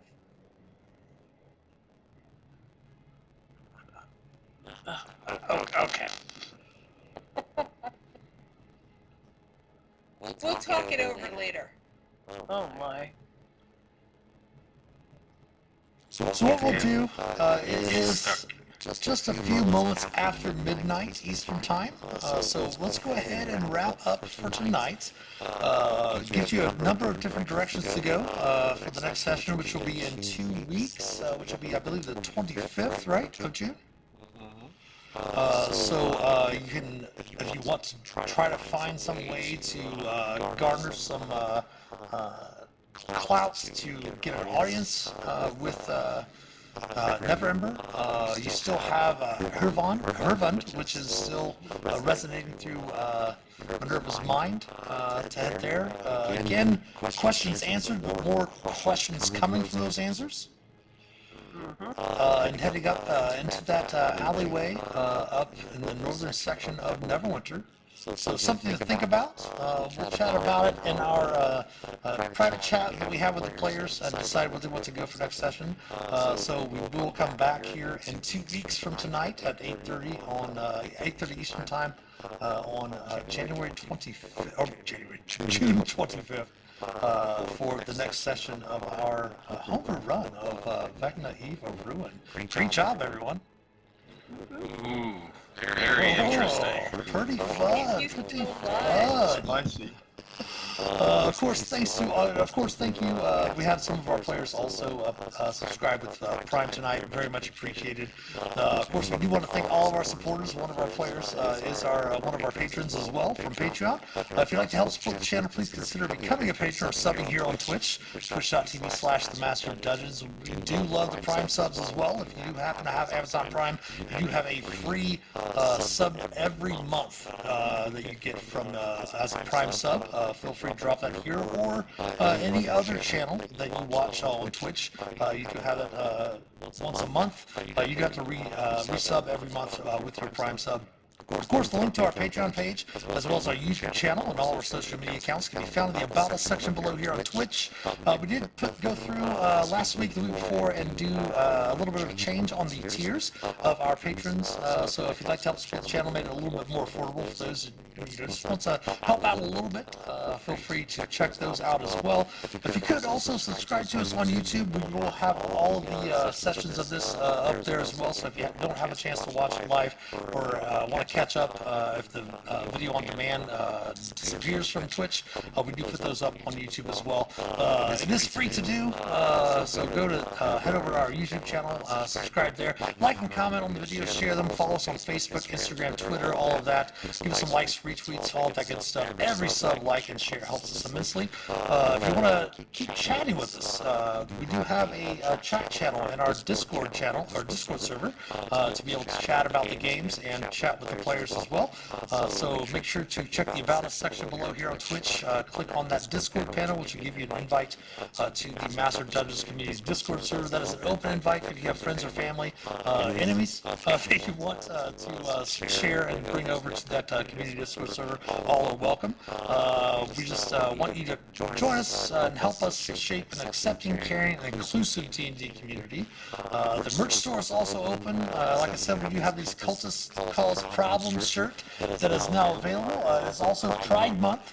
We do have every well, shoot, we've only been around for a year and a half, so we do have some new Pride shirts from last year. We do have our 2023 Pride shirt, Strength and Number still available. We do have 2 new Pride shirts, a Pride shirt and a Progress Pride shirt for 2024. Check those out in the merch store. And also, I do want to give a special shout out to Zargon. We did receive our first tip last week, so very much appreciated Zargon Tavern for that. Thank you for the Prime subs as well as the new follows tonight from let's see, recently we did have Sparkles Bandy that came through. Big Booty Hole, wonderful Twitch handle there. She is a Dead by Daylight streamer. She's awesome as well. Black Feather also, thank you for the follow as well. So we'll be back tomorrow night for our Walk Amongst the Plains, our Magic the Gathering arena stream. So definitely come check that out tomorrow evening at 7 p.m. But other than that, thank you so much for watching tonight. Again, we'll be back on June 25th, that Tuesday, and of course we do have our episode 23 of Fandelver Below coming up this Sunday evening at 7 p.m. So thank you so much for watching. Have a great rest of your evening. Have a wonderful week, and until then, happy adventuring. Take care all.